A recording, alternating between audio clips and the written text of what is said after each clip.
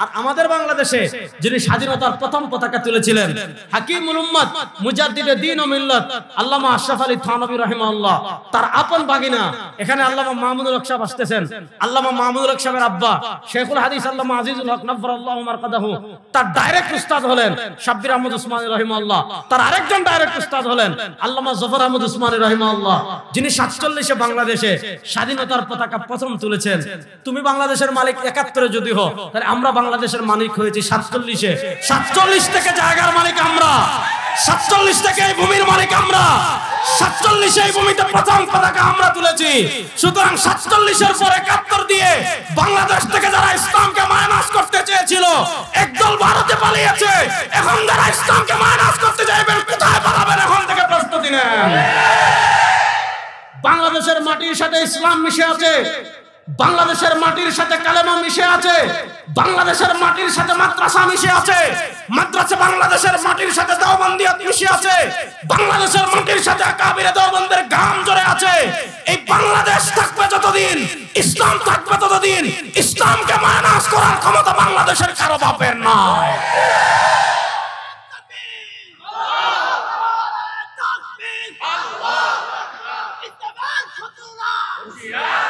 কথা ভালো করে বুঝছেন? বললাম ভারত উপমহাদেশে আকাবিরে দেওবন্দের অবদান আছে না নাই? আর আসতে বলেন। অনেকে আপনাকে বলে হুজুর কবি মাদ্রাসার আলেমরা কি করে? আপনারা তো কিছুই করেন না। শুনেন, সারা পৃথিবী আগের বাপ দাদার গল্প বাদ দিলাম, এখনকার কথা বলে কবি মাদ্রাসার আলেমরাই পৃথিবীতে একমাত্র খিলাফত প্রতিষ্ঠা করেছে। একদম আমাদের আকাবিরে দেওবন্দের স্বর্ণ কাফেলার একজন দীপ্ত প্রদীপ ছিলেন হাকিমুল উম্মত মুজাদ্দিদে দ্বীন ও মিল্লাত আল্লামা আশরাফ আলী থানভী রাহিমাহুল্লাহ। আল্লাহ তার কবরকে জান্নাতের টুকরা বানিয়ে দেন। তিনি সহ আমাদের আকাবির যতজন পরকাল দুনিয়া থেকে বিদায় নিয়েছেন, আল্লাহ তাআলা তাদের সকলের কবরকে জান্নাতের টুকরা বানিয়ে দেন। অনেকে আমাদেরকে বলে যে আপনারা এত আকাবির আকাবির করেন কেন? আমরা বলি আমরা আকাবির আকাবির করব না, কারণ আমাদের আকাবিরদের স্বর্ণোজ্জ্বল যে কাফেলা আছে, তোমাদের তো এরকম কেউ নাই। তোমাদের থাকলে না তোমরা করতা।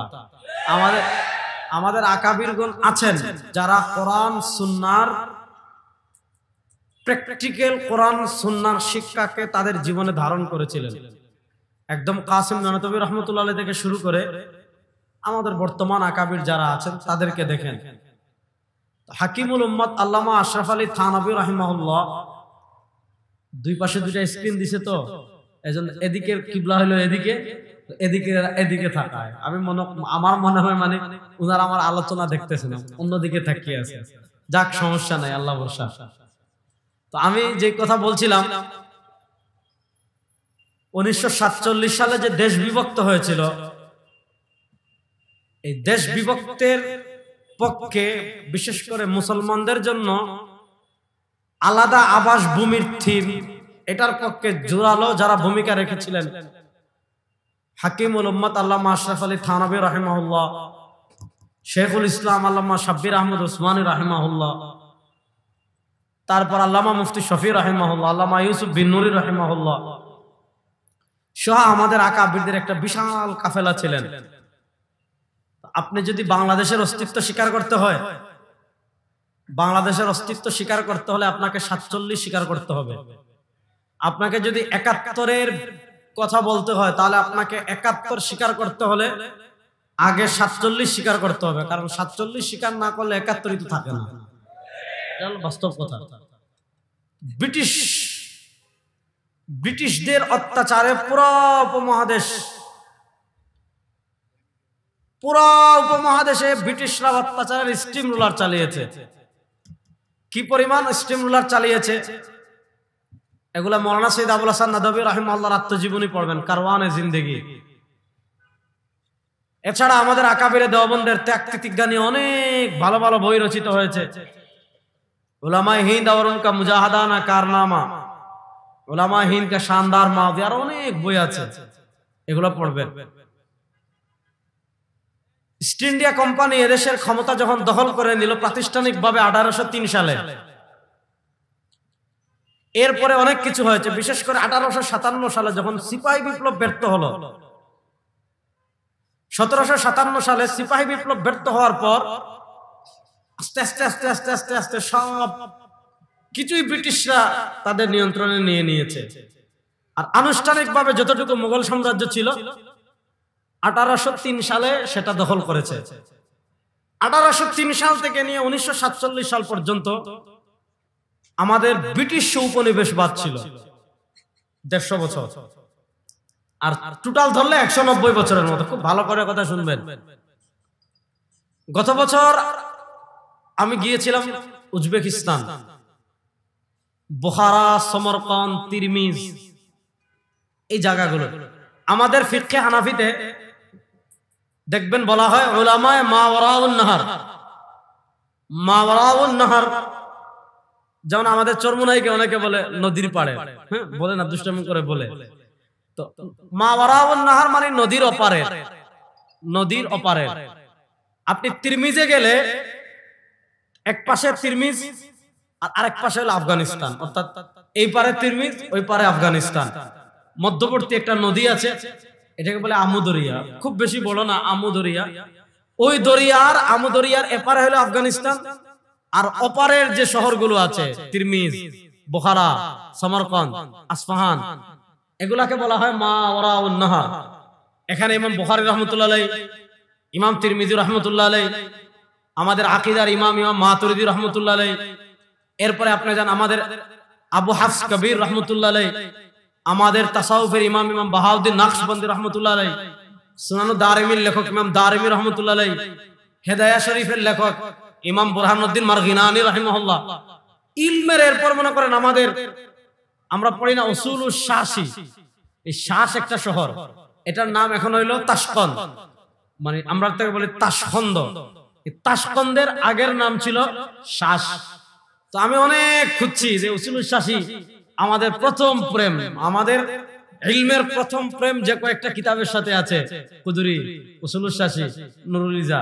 তো আমি অনেক খুঁজেছি যে দেখি যে শাসে ওই নিজামউদ্দিন শাসি রাহিমাহুল্লাহর মাকবারাটা কোনোভাবে খুঁজে বের করা যায় কিনা। ওই রাশিয়ানরা তো বুলডোজার দিয়ে, আপনি ইমাম দারিমি রাহিমাহুল্লাহর খবর পাবেন না, ইমাম সাহেবে হেদায়ার খবর পাবেন না। এগুলা সব ব্রিটিশ, এই ব্রিটিশ বলছি রাশিয়ানরা বুলডোজার দিয়ে সব ভেঙ্গে চৌচির করে দিয়েছে। আমি যেটা বলছিলাম, এখানে ইমাম বুখারী রাহমাতুল্লাহ আলাইহি ঘুমিয়ে আছেন খরতঙ্গে। ইমাম বুখারী রাহমাতুল্লাহ আলাইহি কত বড় ইমাম! ইমাম বুখারী রাহিমাহুল্লাহ ইলমে হাদিসে তার কি মাকাম, এগুলা কম বেশি আমরা সবাই জানি, এবং ইমাম বুখারী রাহমাতুল্লাহ আলাইহির মাকাম সম্পর্কে আমরা সবাই জানি। ইমাম বুখারী রাহিমাহুল্লাহ যেখানে ঘুমিয়ে আছেন এটার নাম হলো খরতং। ইমাম বুখারী রাহিমাহুল্লাহ ওনার শান ছিল, ওনাদের ইলমের জালালাত ছিল।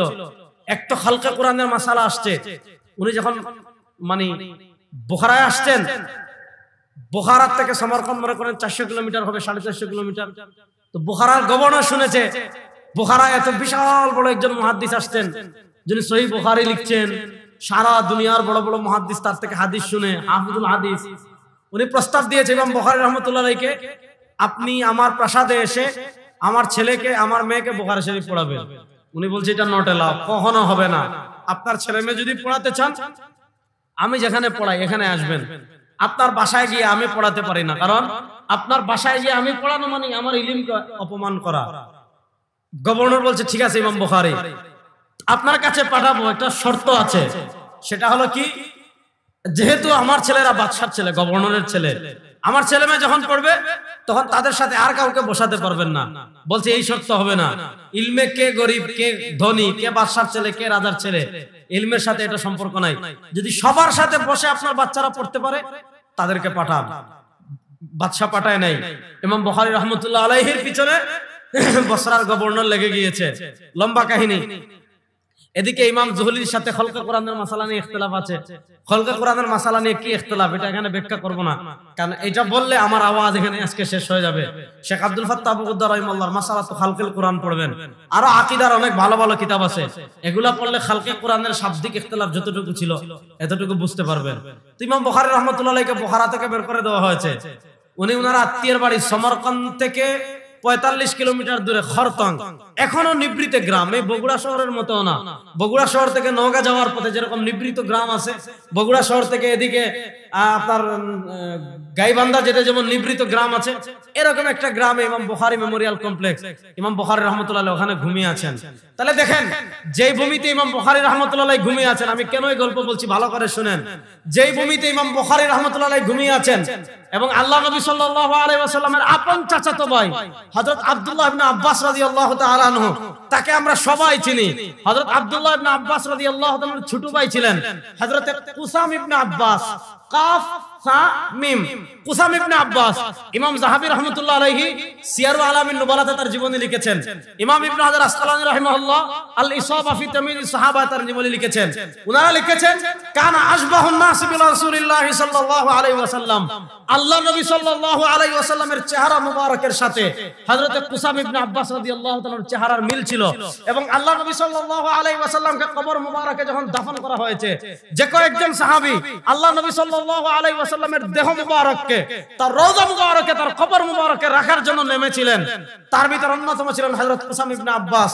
ইমাম যাহাবী রাহমাতুল্লাহ আলাইহি তার সিয়ারু আলামিন নুবালা হযরত কুসাম ইবনে আব্বাস রাদিয়াল্লাহু তাআলার জীবনী লিখতে গিয়ে বলেছেন, কানা আখিরু মান খারাজা মিন লাহদি রাসূলিল্লাহ সাল্লাল্লাহু আলাইহি ওয়াসাল্লাম, আল্লাহর নবী সাল্লাল্লাহু আলাইহি ওয়াসাল্লামের কবর মুবারক থেকে সর্বশেষ তিনি আল্লাহর রাসূল সাল্লাল্লাহু আলাইহি ওয়াসাল্লামকে এত ভালোবাসতেন, আল্লাহ নবী সাল্লাল্লাহু আলাইহি ওয়াসাল্লামকে এত আদর করতেন।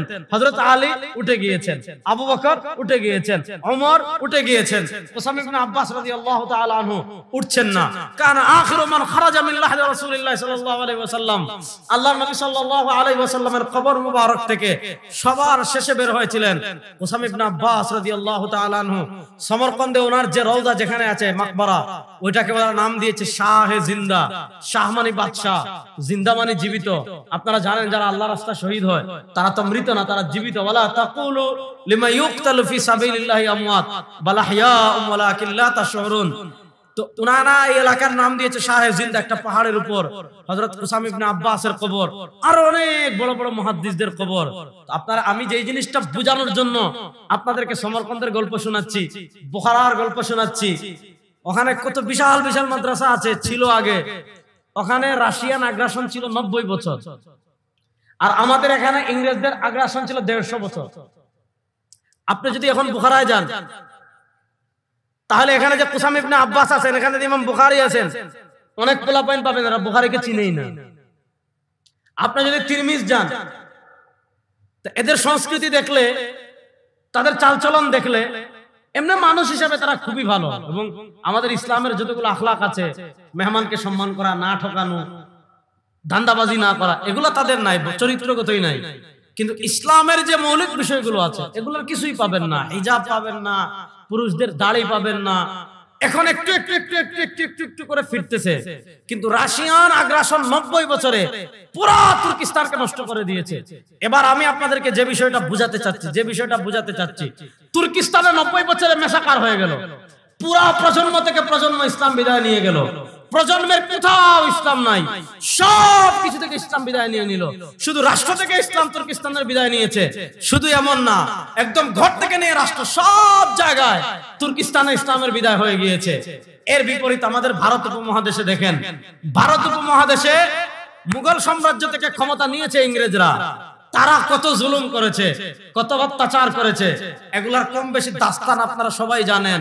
আলেমদেরকে কি পরিমাণ জুলুম করেছে আপনারা জানেন। গান ট্রাঙ্ক রোডের প্রত্যেকটা রোডে স্বাধীনতাকামী যতজন আলেম ছিলেন তাদের লাশ ঝুলিয়ে রেখেছে। এমন হয়েছে আলেমদেরকে বস্তায় ভরেছে, বস্তায় ভরার পর আলেমদেরকে জাহাজে তুলে সমুদ্রের মাঝে নিয়েছে, সমুদ্রের মাঝে নিয়ে নিক্ষেপ করেছে। শেখ ওলিদ মাহমুদ হাসান দেওবন্দি রহিমাহুল্লাহকে মাল্টায় দ্বীপান্তর করেছে। হুজ্জাতুল ইসলাম কাসিম নানতবী রাহমাতুল্লাহ আলাইহির মাতার মূল্য ঘোষণা করেছে।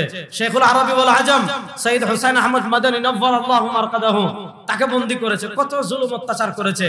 আমাদের রাষ্ট্র ক্ষমতা থেকে তারা ইসলামকে নামিয়ে দিয়েছিল ইংরেজ, কিন্তু আমাদের সভ্যতা থেকে, আমাদের পরিবার থেকে, আমাদের সমাজ থেকে ইসলামের ছায়া কেন মুছে দিতে পারে নাই?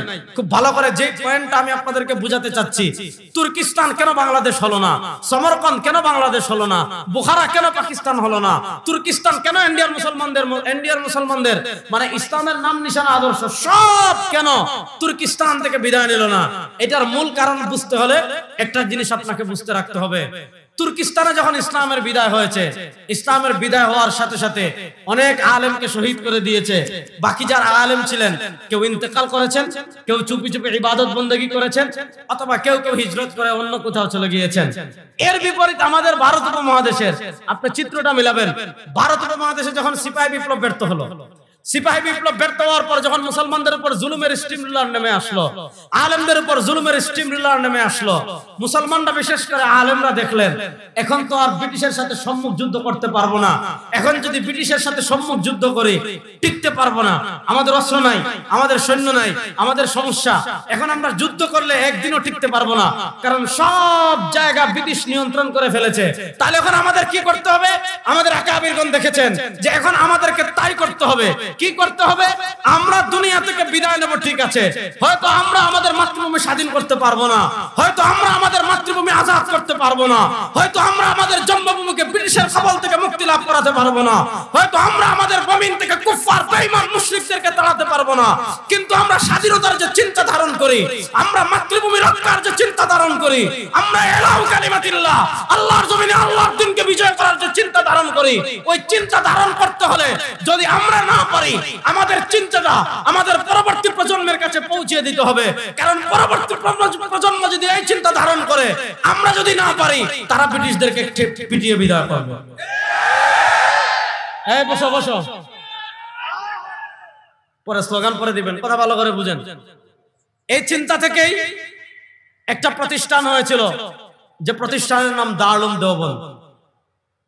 কাসিম নানতবী রহমতুল্লাহ আলাইহি প্রসিদ্ধ ঘটনা আপনার তারানায় দারুল উলুম দেওবন্দে শুনেছেন। খুদ সাকিয়ে কাউসার নে রাখি মে খানে কি বুনিয়াদিহা।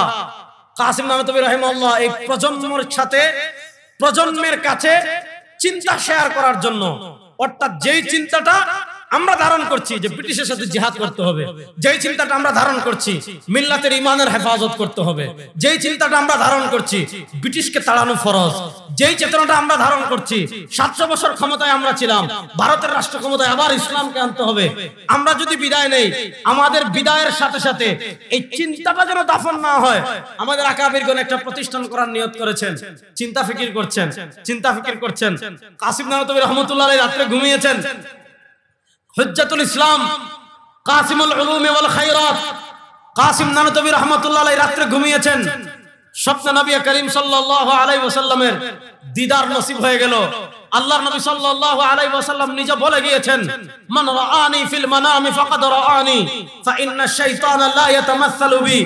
নবী করিম সাল্লাল্লাহু আলাইহি ওয়াসাল্লাম বলেছেন, আমার কোন উম্মাহ যদি আমাকে স্বপ্ন দেখে, ফাকাদ রাআনি, সে আমাকেই স্বপ্ন দেখলো। কেন? ফা ইন্না শাইতানা লা ইয়াতামাসসালু বি, শয়তান কখনো নবীর আকৃতি ধারণ করতে পারে না। আল্লাহ নবী সাল্লাল্লাহু আলাইহি ওয়াসাল্লাম কাসিম নানতবীকে জিজ্ঞাসা করেন, কাসিম এত চিন্তিত কেন? কাসিম এত পেরেশানি কেন? কি হয়েছে? আল্লাহ রাসূল সাল্লাল্লাহু আলাইহি ওয়াসাল্লামকে হালাত জানিয়ে কাসিম নানতবী রাহমাতুল্লাহ আলাইহি বললেন, একটা মাদ্রাসা প্রতিষ্ঠা করব। আল্লাহ নবী সাল্লাল্লাহু আলাইহি ওয়াসাল্লাম তাহাজ্জুদের সময় কাসিম নানতবী রাহমাতুল্লাহ আলাইহি স্বপ্ন দেখছেন।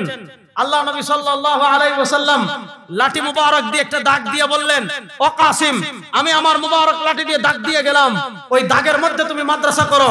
কাসিম নানতবী রাহমাতুল্লাহ আলাইহির ঘুম ভেঙে গিয়েছে, দৌড় দিয়ে ওই জায়গায় যান, গিয়ে দেখেন নবী করিম সাল্লাল্লাহু আলাইহি ওয়াসাল্লামের লাঠি মুবারকের দাগ স্পষ্ট দেখা যায়।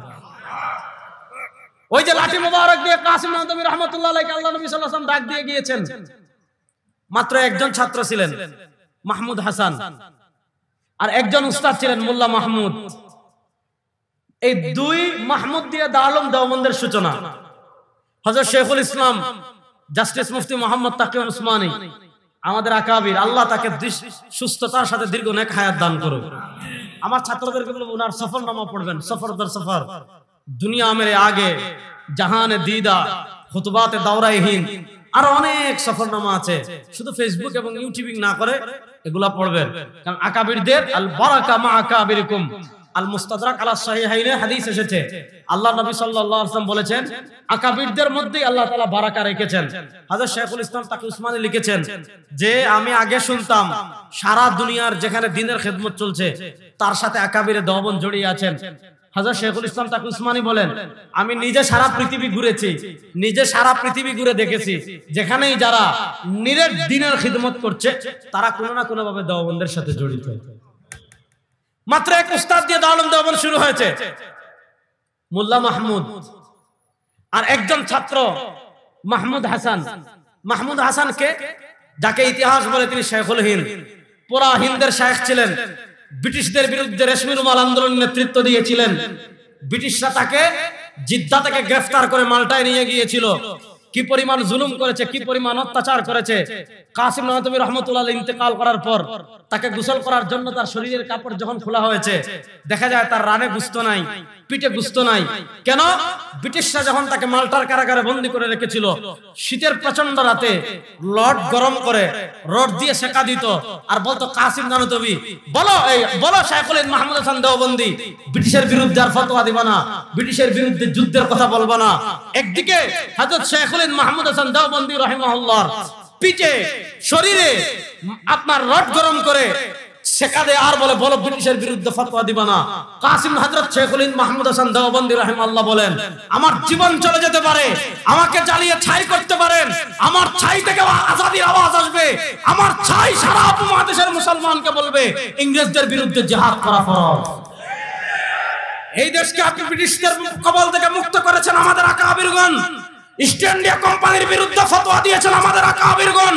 ইস্ট ইন্ডিয়ার বিরুদ্ধে সম্মুখে জিহাদ করেছেন আমাদের আকাবিরগণ। প্রজন্মের কাছে ইসলাম পৌঁছে দিয়েছেন আমাদের আকাবিরগণ। ইসলামের হেফাজত করেছেন আমাদের আকাবিরগণ। আজাদির পতাকা তুলেছেন আমাদের আকাবিরগণ। আমাদেরকে ওভারটেক করে বাংলাদেশ কারো কাছে বরখা দেওয়া হয় না।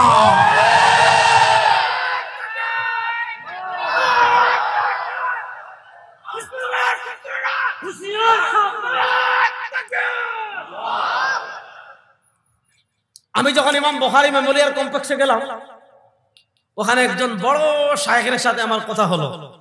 আমি ওনাকে বললাম যে দেখেন, ব্রিটিশ আগ্রাসন আর রাশিয়ান আগ্রাসনের মধ্যে পার্থক্য হলো, আমাদের ভাগ্য ভালো আমরা একজন কাসিম নানতবীকে পেয়েছিলাম, আমাদের ভাগ্য ভালো আমরা একজন হাজী ইমদাদুল্লাহ মুহাজির মাক্কিকে পেয়েছিলাম, আমাদের ভাগ্য ভালো আমরা একজন রশিদ আহমদ গাঙ্গুহিকে পেয়েছিলাম। হযরত শেখুল হিন্দ মাহমুদ হাসান দেওবন্দি রাহিমাহুল্লাহ, তিনি এত মহান ব্যক্তিত্ব ছিলেন, একজন মানুষের ভিতর এত জামিয়াত ছিল। দেখেন, গাছ কি ফলে পরিচয়, ঠিক না? গাছ কি ফলে পরিচয়। হযরত শেখুল হিন্দ মাহমুদ হাসান দেওবন্দি রাহিমাহুল্লাহর ছাত্র কারা? দেখেন, তার একজন ছাত্র হলেন ইমামুল আসর আল্লামা আনোয়ার শাহ কাশ্মীরি রহমতুল্লাহ আলাইহি। আল্লাহ তাআলা তার কবরকে জান্নাতের টুকরা বানিয়ে দেন। তিনি কত বড় মুহাদ্দিস ছিলেন এটা এখানে বলা যাবে না, তার ইলমি কারনামা, কারণ অনেক সাধারণ মানুষ আছেন তো তাদের বদহজম হয়ে যাবে। ইমামুল আসর আল্লামা আনোয়ার শাহ কাশ্মীরি রাহিমাহুল্লাহ এত উঁচু পায়ার মুহাদ্দিস ছিলেন, এটা বোঝানোর জন্য আমি একটা প্রমাণ দেই, বুঝেন। ওই আমি যখন সমরকন্দে খরতঙ্গে গেলাম ইমাম বুখারী রাহিমাহুল্লাহ মেমোরিয়াল কমপ্লেক্সে, তো উনি যখন শুনছে আমি হাদিস নিয়ে একটু পড়াশোনা করি, বলছে ভাই আমাদের দাওরা হাদিসে নিয়ে যান, আমাকে নিয়ে যায়। তো উনাদের দাওরা হাদিস আমাকে ঘুরাই দেখালো। তো ওখানে দেখলাম ওখানে সব ছাত্ররা বুখারী শরীফের সাথে বাধ্যতামূলক ক্লাসে একটা বুখারী শরীফের ব্যাখ্যা পড়ে, যেটার নাম হলো ফায়জুল বারী, যেটা কার লেখা? ইমামুল আসর আল্লামা আনোয়ার শাহ কাশ্মীরি রাহিমাহুল্লাহর দর্স। তার ছাত্র বদরে আলম মিরাটি রহমতুল্লাহ আলাইহি লিখেছিলেন। তো ইমামুল আসর আল্লামা আনোয়ার শাহ কাশ্মীরি কত বড় মুহাদ্দিস, তার লিখিত কাশফুস সিত আন সালাতিল বিদ পড়লে বুঝবেন। ইমামুল আসর আল্লামা আনোয়ার শাহ কাশ্মীরি রাহিমাহুল্লাহ কত বড় মুহাদ্দিস, তার লিখিত আত-তাসরিহ বিমা তাওয়াতারা ফি নুজুলিল মাসিহ এই কিতাব পড়লে বুঝবেন।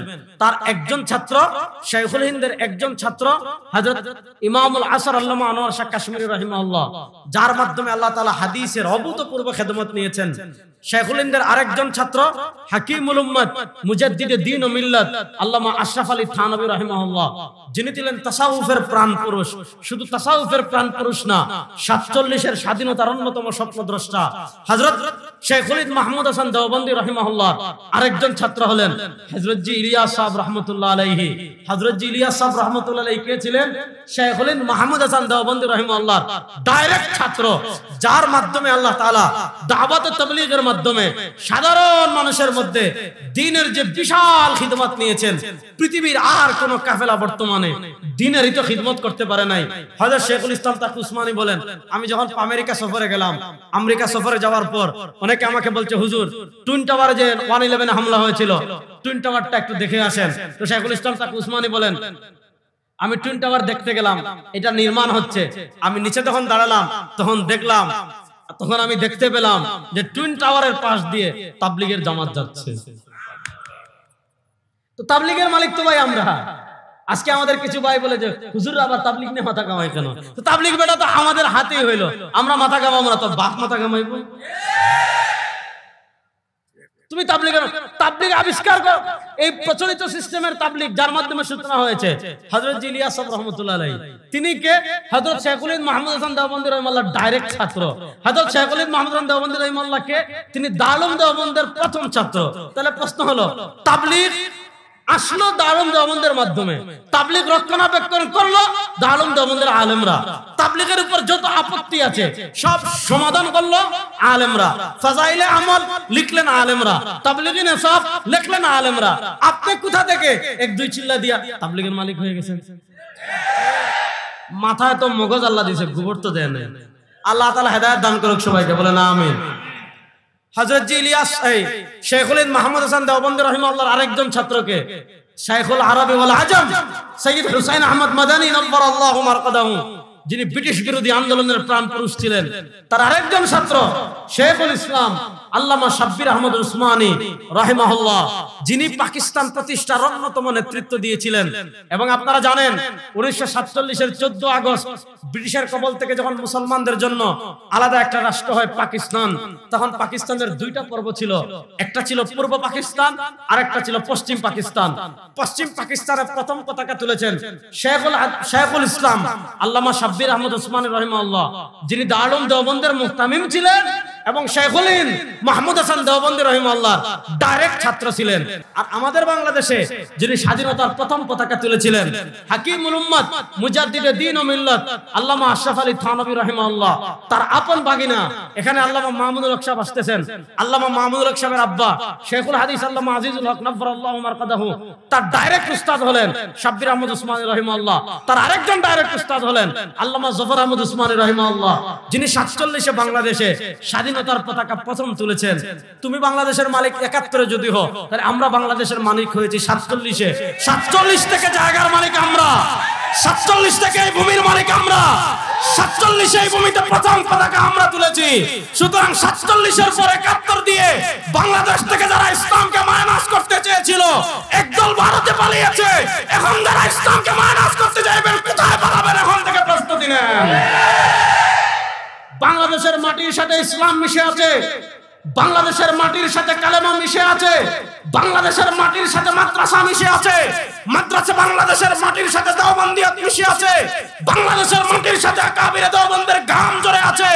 এই বাংলাদেশ থাকবে যতদিন, ইসলাম থাকবে ততদিন, ইসলামকে মাইনাস করার ক্ষমতা বাংলাদেশের কারো বাপের নয়।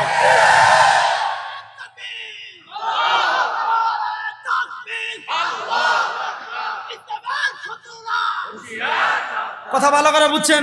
বললাম ভারত উপমহাদেশে আকাবিরে দেওবন্দের অবদান আছে না নাই? আর আসতে বলেন। অনেকে আপনাকে বলে, হুজুর কবি মাদ্রাসার আলেমরা কি করে? আপনারা তো কিছুই করেন না। শুনেন, সারা পৃথিবী, আগের বাপ দাদার গল্প বাদ দিলাম, এখনকার কথা বলে, কবি মাদ্রাসার আলেমরাই পৃথিবীতে একমাত্র খিলাফত প্রতিষ্ঠা করেছে। একদম বিশুদ্ধ ইমারতে ইসলামী আফগানিস্তানে কবি মাদ্রাসার আলেমরাই করেছে, আর কেউ পারে নাই। যারা আমাদেরকে বলেন যে আপনারা কি করেন, মাদ্রাসায় শুধু এটা করেন ওটা করেন, আমরা বলি না, আমরা মাদ্রাসায় শুধু এটা করে নাই। দেখ, আমাদের ভাইয়ের আফগানিস্তানে ইমারতে ইসলামিয়া প্রতিষ্ঠা করেছে। একমাত্র কবি মাদ্রাসার আলেম ছাড়া পৃথিবীতে কেউ ইসলামী রাষ্ট্র এখন প্রতিষ্ঠা করতে পারে নাই। পৃথিবীতে একটা ইমারতে ইসলামী আছে ইনশাআল্লাহ।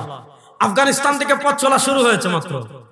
ইনশাআল্লাহ বলেন, জোরে বলেন না ইনশাআল্লাহ, জোরে বলেন না ইনশাআল্লাহ, হাত তুলে বলেন ইনশাআল্লাহ। আফগানিস্তান থেকে শুরু হয়েছে, দিল্লিতেও কালেমার পতাকা উড়বে ইনশাআল্লাহ। আফগানিস্তান থেকে শুরু হয়েছে, বাংলাদেশেও কালেমার পতাকা উড়বে ইনশাআল্লাহ। ইসলামের বিজয়কে কেউ দবায় রাখতে পারবে না ইনশাআল্লাহ। আমার বগুড়ার তরুণ দীপ্ত যুবক, আমাদের তালেবানরা যদি আফগানিস্তানে কালেমার পতাকাকে উড়াতে পারে, বাংলাদেশে নানা তন্ত্র দেখেছেন, নানা মন্ত্র দেখেছেন, ইসলামকে রাষ্ট্রীয়ভাবে বিজয় করার জন্য আপনারা প্রস্তুত আছেন না নাই?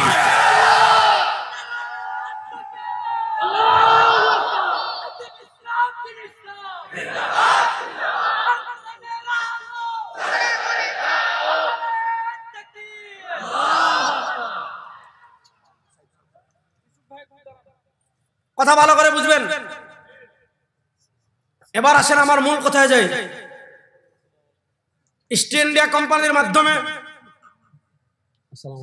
কেমন আছেন? ইস্ট ইন্ডিয়া কোম্পানির মাধ্যমে যেটা হয়েছে, খুব মনোযোগ দিয়ে শুনবেন।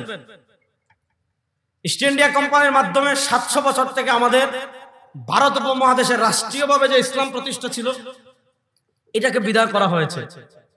এরপরে মুসলমানদের জন্য আলাদা আবাসভূমি, এটার প্রয়োজন অনুভব করেছিলেন আমাদের এক আকাবিরদের এক বিশাল জামাত, যারা আলাদা ভূমির পক্ষে ছিলেন। আমরা মনে করি তারাও সঠিক। যারা একসাথে থাকার পক্ষে ছিলেন, দুটাই এই উম্মার জন্য কল্যাণকর হয়েছে। যারা অখণ্ড ভারতের পক্ষে ছিলেন, তাদের চিন্তাটা ভারতের মুসলমানদের জন্য কল্যাণকর হয়েছে। যারা খণ্ড ভারতের পক্ষে ছিলেন, তাদের সিদ্ধান্তটা আমাদের এবং পাকিস্তানের মুসলমানদের জন্য কল্যাণকর হয়েছে। আল্লাহ তাআলা আমাদের সকল আকাবিরের কবরকে বেহেশতের টুকরা বানিয়ে দেন। আরে কিপটামি করেন না, একটা জুড়ে বলেন তো আমিন। এবার আসেন মূল কথায় যাই। হযরত শেখুল ইসলাম জাস্টিস মুফতি মুহাম্মদ তাকি উসমানী হাফিজাহুল্লাহ, উনি একটা কিতাব লিখেছেন, ছোট কিতাব কিন্তু অনেক শানদার এবং অনেক মূল্যবান কিতাব। কিতাবের নাম কি? কিতাবের নাম হলো হাকিমুল উম্মত কে সিয়াসি আফকার। আমি প্রজন্মকে বলবো, শুধু মাদ্রাসার ছাত্র না, আমার জেনারেল শিক্ষিত ভাই যারা আছেন, ইয়ং যারা আছেন, স্কুল কলেজ ভার্সিটিতে পড়েন, হাকিমুল উম্মত আল্লামা আশরাফ আলী থানভী রাহিমাহুল্লাহ অনেক বই এখন অনুবাদ হয়ে গিয়েছে। অনেক বই মাকতাবাতুল আশরাফ থেকে অনুবাদ হয়েছে, মাকতাবাতুল আজহার থেকে অনুবাদ হয়েছে, আরো অনেক লাইব্রেরি থেকে। হযরত হাকিমুল উম্মত আশরাফ আলী থানভী রাহিমাহুল্লাহ যে বিশাল চিন্তার যে কারনামা, এবং আমার নিজের অভিজ্ঞতা, অনেক মাসালা আরবি অনেক বই পড়তে পড়তে পড়তে পড়তে পড়তে পড়তে কুল কিনারা হচ্ছে না। আল্লাহর কসম করে বলি, হাকিমুল উম্মত আল্লামা আশরাফ আলী থানভী রাহিমাহুল্লাহর বই পড়লে দেখা যায় 20-22 পৃষ্ঠায় পানির মতো সহজ করে দিয়েছে। কত মাসালা আছে।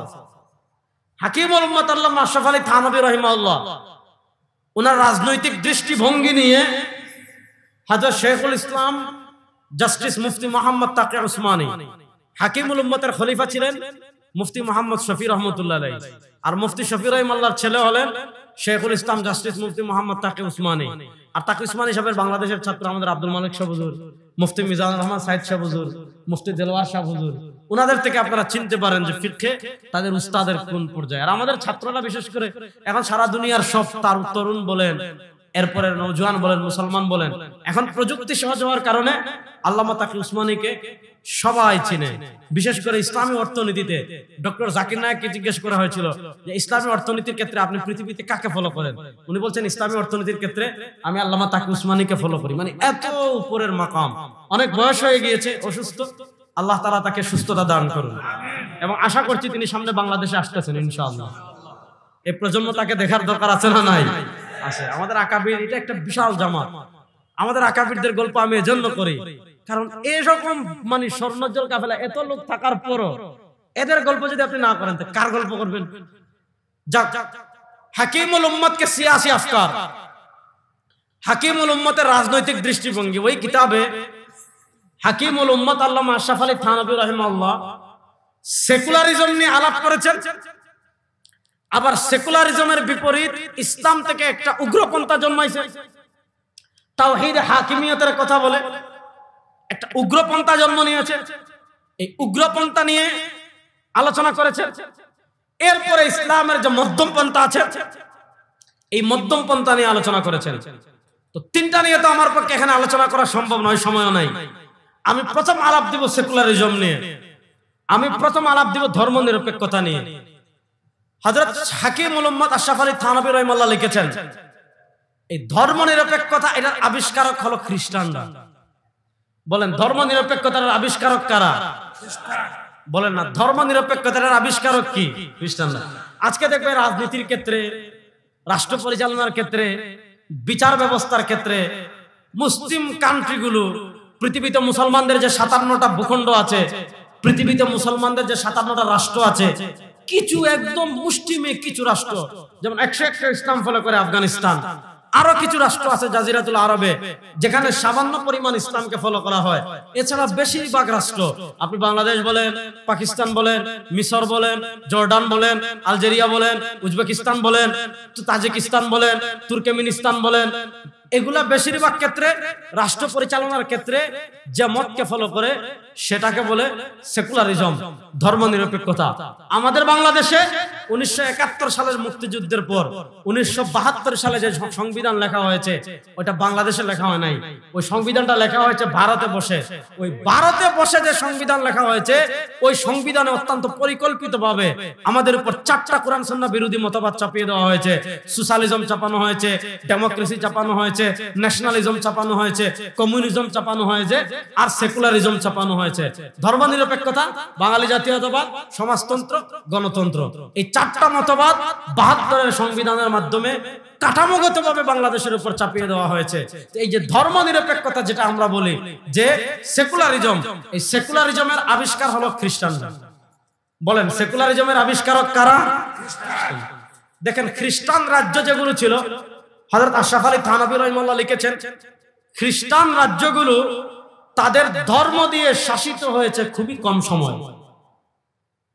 যখন খ্রিস্টান রাজ্যগুলোর উপর ধর্মের প্রবল প্রভাব ছিল, দেখা যাচ্ছে খ্রিস্টান রাজ্যগুলোর সবকিছু নিয়ন্ত্রণ করতে ধর্ম। আমাদের মসজিদ, এই যে মসজিদ, এটা তো মসজিদ নাকি? আমাদের মসজিদ আর খ্রিস্টানদের হলো গির্জা। বলেন আমাদের মসজিদ, খ্রিস্টানদের গির্জা। তো খ্রিস্টান রাজ্যের সবকিছু নিয়ন্ত্রণ হতো গির্জা থেকে। রাজ্যের পরিচালক কে হবে? গির্জা যে বলতো সে। রাজ্যের প্রধানমন্ত্রী কি হবে? গির্জা যে বলতো সে। রাষ্ট্রের আইন কি হবে? গির্জা যা বলতো তা। রাষ্ট্রের সংবিধান কি হবে? গির্জা যা বলতো তা। রাষ্ট্রের বিচার ব্যবস্থা কি হবে? গির্জা যা বলতো তা। রাষ্ট্রের প্রধানমন্ত্রী কি হবে? গির্জা যা বলতো তা। রাষ্ট্র কার সাথে যুদ্ধ জড়াবে? গির্জা যা বলতো তা। রাষ্ট্র কার সাথে সন্ধি করবে? গির্জা যা বলতো তা। রাষ্ট্র কার সাথে চুক্তি করবে? গির্জা যা বলতো তা। অর্থাৎ খ্রিস্টান রাজ্যগুলোর সবকিছু, মনোযোগ, খ্রিস্টান রাজ্যগুলোর সবকিছু নিয়ন্ত্রণ করত গির্জা। এখন দেখা যায় রাষ্ট্রের সরকার কোন আইন করতে পারতো না, রাষ্ট্রের বিচার ব্যবস্থা নিজেদের পক্ষ থেকে রায় দিতে পারতো না, রাষ্ট্র চাইলেই কারোর সাথে যুদ্ধ করতে পারতো না, রাষ্ট্র চাইলেই কারোর সাথে সন্ধি করতে পারতো না। এবার খ্রিস্টান রাজা বাদশারা দেখে এরা তো আমাদের রাষ্ট্রকে পিছিয়ে দিবে, কারণ সবকিছুতে তারা নিয়ন্ত্রণ করে। তখন হযরত শেখুল ইসলাম তাকি উসমানী লিখেছেন, হাকিমুল উম্মত আশরাফ আলী থানভী রাহিমাহুল্লাহ লিখেছেন, এবং এই আলাপগুলো মাওলানা সৈয়দ আবুল হাসান নদভী রাহমাতুল্লাহ আলাইহি, মুফাক্কির ইসলাম মাওলানা সৈয়দ আবুল হাসান নদভী রাহিমাহুল্লাহ একাধিক রিসালায় পাবেন। তখন খ্রিস্টান রাজ্য পরিচালক যারা আছে তারা একটা সুন্দর স্লোগান বের করেছে। সেটা বলেছে কি? রাষ্ট্র রাষ্ট্রের মতো, গির্জা গির্জার মতো। তারা রাষ্ট্রের মৌলিক স্লোগানই দিয়েছে কায়সার কায়সার, গির্জা গির্জা। মনোযোগ, কায়সার কায়সার, গির্জা গির্জা। গির্জা থাকবে গির্জার মতো, কায়সার থাকবে কায়সারের মতো। কায়সার মানে রাষ্ট্র, রাষ্ট্র থাকবে রাষ্ট্রের মতো, গির্জা থাকবে গির্জার মতো। আপনি ধর্ম পালন করতে চান, গির্জায় যান। আপনার ব্যক্তি জীবনে ধর্ম পালন করতে চান, গির্জায় যান। আপনার বিয়ে শাদীতে ধর্ম পালন করতে চান, গির্জায় যান। আপনার বাচ্চাকে ধর্ম শিখাতে চান, গির্জায় যান। আপনার ত্যায্য সম্পত্তি বন্টনে ধর্ম পালন করতে চান, গির্জায় যান। রাষ্ট্র কিভাবে চলবে? গির্জা মাথা কামাবে না। সংবিধান কি হবে? গির্জা মাথা কামাবে না। বিচার কি হবে? গির্জা মাথা কামাবে না। অর্থনীতি কি হবে? গির্জা মাথা কামাবে না। ক্ষমতায় কারা আসবে? গির্জায় মাথা কামাবে না। আইন কি হবে? গির্জা মাথা কামাবে না। সন্ধি কার সাথে হবে? গির্জা মাথা কামাবে না। বাজেট কেমনে হবে? গির্জা মাথা কামাবে না। সংবিধান কেমনে হবে? গির্জা মাথা কামাবে না। অর্থাৎ খ্রিস্টানদের মৌলিক স্লোগান রাষ্ট্র রাষ্ট্র, গির্জা গির্জা। ধর্ম আলাদা, রাষ্ট্র আলাদা। ধর্ম আলাদা, রাষ্ট্র আলাদা। ধর্ম ধর্মের মতো গির্জার সীমানার মধ্যেই থাকবে, গির্জার সীমানা ক্রস করে ধর্ম বের হবে না। রাষ্ট্র রাষ্ট্রের মতো থাকবে, রাষ্ট্রের কোন কাজে ধর্ম মাথা কামাবে না। ধর্ম গির্জার ভিতরে থাকবে, রাষ্ট্রের কোন কাজে ধর্ম লাগবে না। এবার বলেন, ধর্ম আলাদা, রাষ্ট্র আলাদা। মনোযোগ, ধর্ম আলাদা, রাষ্ট্র আলাদা। এই চিন্তাটা মুসলমানদের না খ্রিস্টানদের? বলেন, এই চিন্তাটা মুসলমানদের না খ্রিস্টানদের? জুড়ে বলেন, এই চিন্তাটা মুসলমানদের না খ্রিস্টানদের? ইসলামের 1400 বছরের ইতিহাস যদি দেখেন, রাসূলুল্লাহ সাল্লাল্লাহু আলাইহি ওয়াসাল্লামের মদিনা রাষ্ট্র থেকে শুরু করে 1924 সালের উসমানী খিলাফতের পতনের আগ পর্যন্ত, আর আপনি 2021 মধ্যখানে ইমারতে ইসলামিয়া দেখবেন, মদিনা থেকে যে শুরু হয়েছে উসমানী খিলাফত পর্যন্ত ইসলাম রাষ্ট্র একসাথে এসেছে। রাষ্ট্র ক্ষমতায় ইসলাম, বিচার ব্যবস্থায় ইসলাম, অর্থনীতিতে ইসলাম, সমাজের নেতৃত্বে ইসলাম, সংবিধানে ইসলাম, রাষ্ট্র পরিচালনায় ইসলাম, সংসদে ইসলাম। অর্থাৎ 1400 বছরের ইসলামের ইতিহাস যদি দেখেন, রাষ্ট্র থেকে ইসলাম কখনোই আলাদা ছিল না। হ্যাঁ, কখনো এমন হয়েছে সাময়িকভাবে ক্রুসেডাররা বিজয় লাভ করেছে, আবার কখনো এমন হয়েছে সাময়িকভাবে তাতাররা বিজয় লাভ করেছে, কিন্তু মুসলমানরা ঘুরে দাঁড়াতে হুকুমত থেকে, রাষ্ট্র থেকে ইসলাম কখনো বঞ্চিত ছিল না। রাষ্ট্র আর ইসলাম মদিনা থেকে 1924 সাল পর্যন্ত একসাথে এসেছে। এবার খ্রিস্টানরা দেখেছে রাষ্ট্র থেকে ইসলামকে আলাদা করতে হবে, কারণ রাষ্ট্র থেকে ইসলামকে যদি আলাদা করতে না পারেন, পৃথিবীতে ইসলামের প্রভাব কমানো যাবে না। এবার তারা কি করেছে? মনোযোগ, এবার তারা কি করেছে?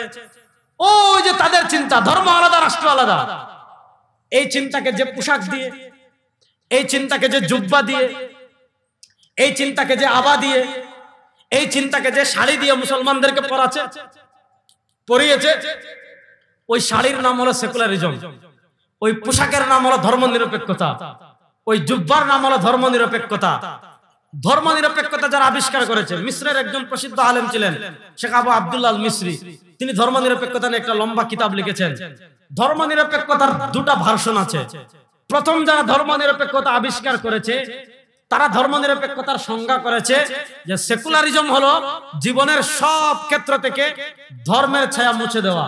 আপনার ব্যক্তি জীবনে ধর্মের ছায়া থাকবে না, আপনার পারিবারিক জীবনে ধর্মের ছায়া থাকবে না, আপনার ব্যবসা বাণিজ্যে ধর্মের ছায়া থাকবে না, আপনার রাজনীতিতে ধর্মের ছায়া থাকবে না, আপনার সংবিধানে ধর্মের ছায়া থাকবে না, আপনার বিচার ব্যবস্থায় ধর্মের ছায়া থাকবে না, আপনার রাষ্ট্র পরিচালনায় ধর্মের ছায়া থাকবে না। আপনার কোথাও আপনার ব্যক্তি জীবন থেকে পারিবারিক জীবন, আপনার ব্যক্তি জীবন থেকে সামাজিক জীবন, আপনার ব্যক্তি জীবন থেকে রাজনৈতিক জীবন, আপনার ব্যক্তি জীবন থেকে অর্থনৈতিক জীবন, জীবনের কোথাও ধর্মের ছায়া থাকবে না। সব জায়গা থেকে ধর্মের ছায়া মুছে দিতে হবে। যারা সেকুলার আবিষ্কার করেছে, তারা প্রথম সেকুলারিজমের এই সংজ্ঞা করেছে যে জীবনের সব জায়গা থেকে, খ্রিস্টান হলে খ্রিস্ট ধর্মের ছায়া মুছে দিতে হবে, হিন্দু হলে হিন্দু ধর্মের ছায়া মুছে দিতে হবে, মুসলমান হলে ইসলাম ধর্মের ছায়া মুছে দিতে হবে। তো তারা দেখলো যদি মুসলমানদেরকে এইটা বলি জীবনের সব জায়গা থেকে ধর্মের ছায়া মুছে দিতে হবে, এটা মুসলমান খাবে না। কারণ মুসলমান যত গুনাহ করুক আর যত পাপ করুক, দিন শেষে জান্নাতে যেতে চায় কি চায় না? এজন্য আমাদের বাংলাদেশে দেখবেন শেখ হাসিনাও তাহাজ্জুদের গল্প শুনাইছে, শোনা নাই? বলছে উনি 80 রাকাত তাহাজ্জুদ নামাজ পড়ে। আর বলছিল না একজন, কার কথা জানি বলছিল আমার মনে নাই, যে তাহাজ্জুদ এত রাকাত, বিতির এত রাকাত। আরেকজনে বলছেন নেত্রী ফজরের নামাজ। এগুলা বলাও রিস্ক, কারণ ইউটিউবাররা পড়ে ছেড়ে দিবে এই কথাগুলো শুধু, যে রেজাল্ট করিম আবরার শেখ হাসিনার প্রশংসা করে যা বললেন, অথচ আমি প্রশংসা করতেছি না কি করতেছি এটা তো খবর নাই। এগুলা যারা হাজার হাজার মানুষকে খুন করে, তারা আমাদের দেশে তাহাজ্জুদের গল্প শোনাতো না? শোনাতো। আমি যেটা বলছি, তারা দেখলো এই চিন্তা মুসলমান খাবে না, যে জীবনের সব জায়গা থেকে ধর্মের ছায়া মুছে দিতে হবে, এই চিন্তা মুসলমান খাবে না। এখন কি করতে হবে? ধর্ম নিরপেক্ষতাকে আরেকটু সফট করতে হবে, আরেকটু সহজ করতে হবে। বিষ ঠিক আছে, আগে বিষ এমন ছিল যে খাওয়ার সাথে সাথে চিৎপটান শেষ। এখন বিষটা একটু কমাইছে, আপনি খাবেন, আস্তে আস্তে আস্তে মারা যাবেন। আগে সাথে সাথে ঈমান যেত, এখন আগে ঈমান গেলে আপনি বুঝতেন।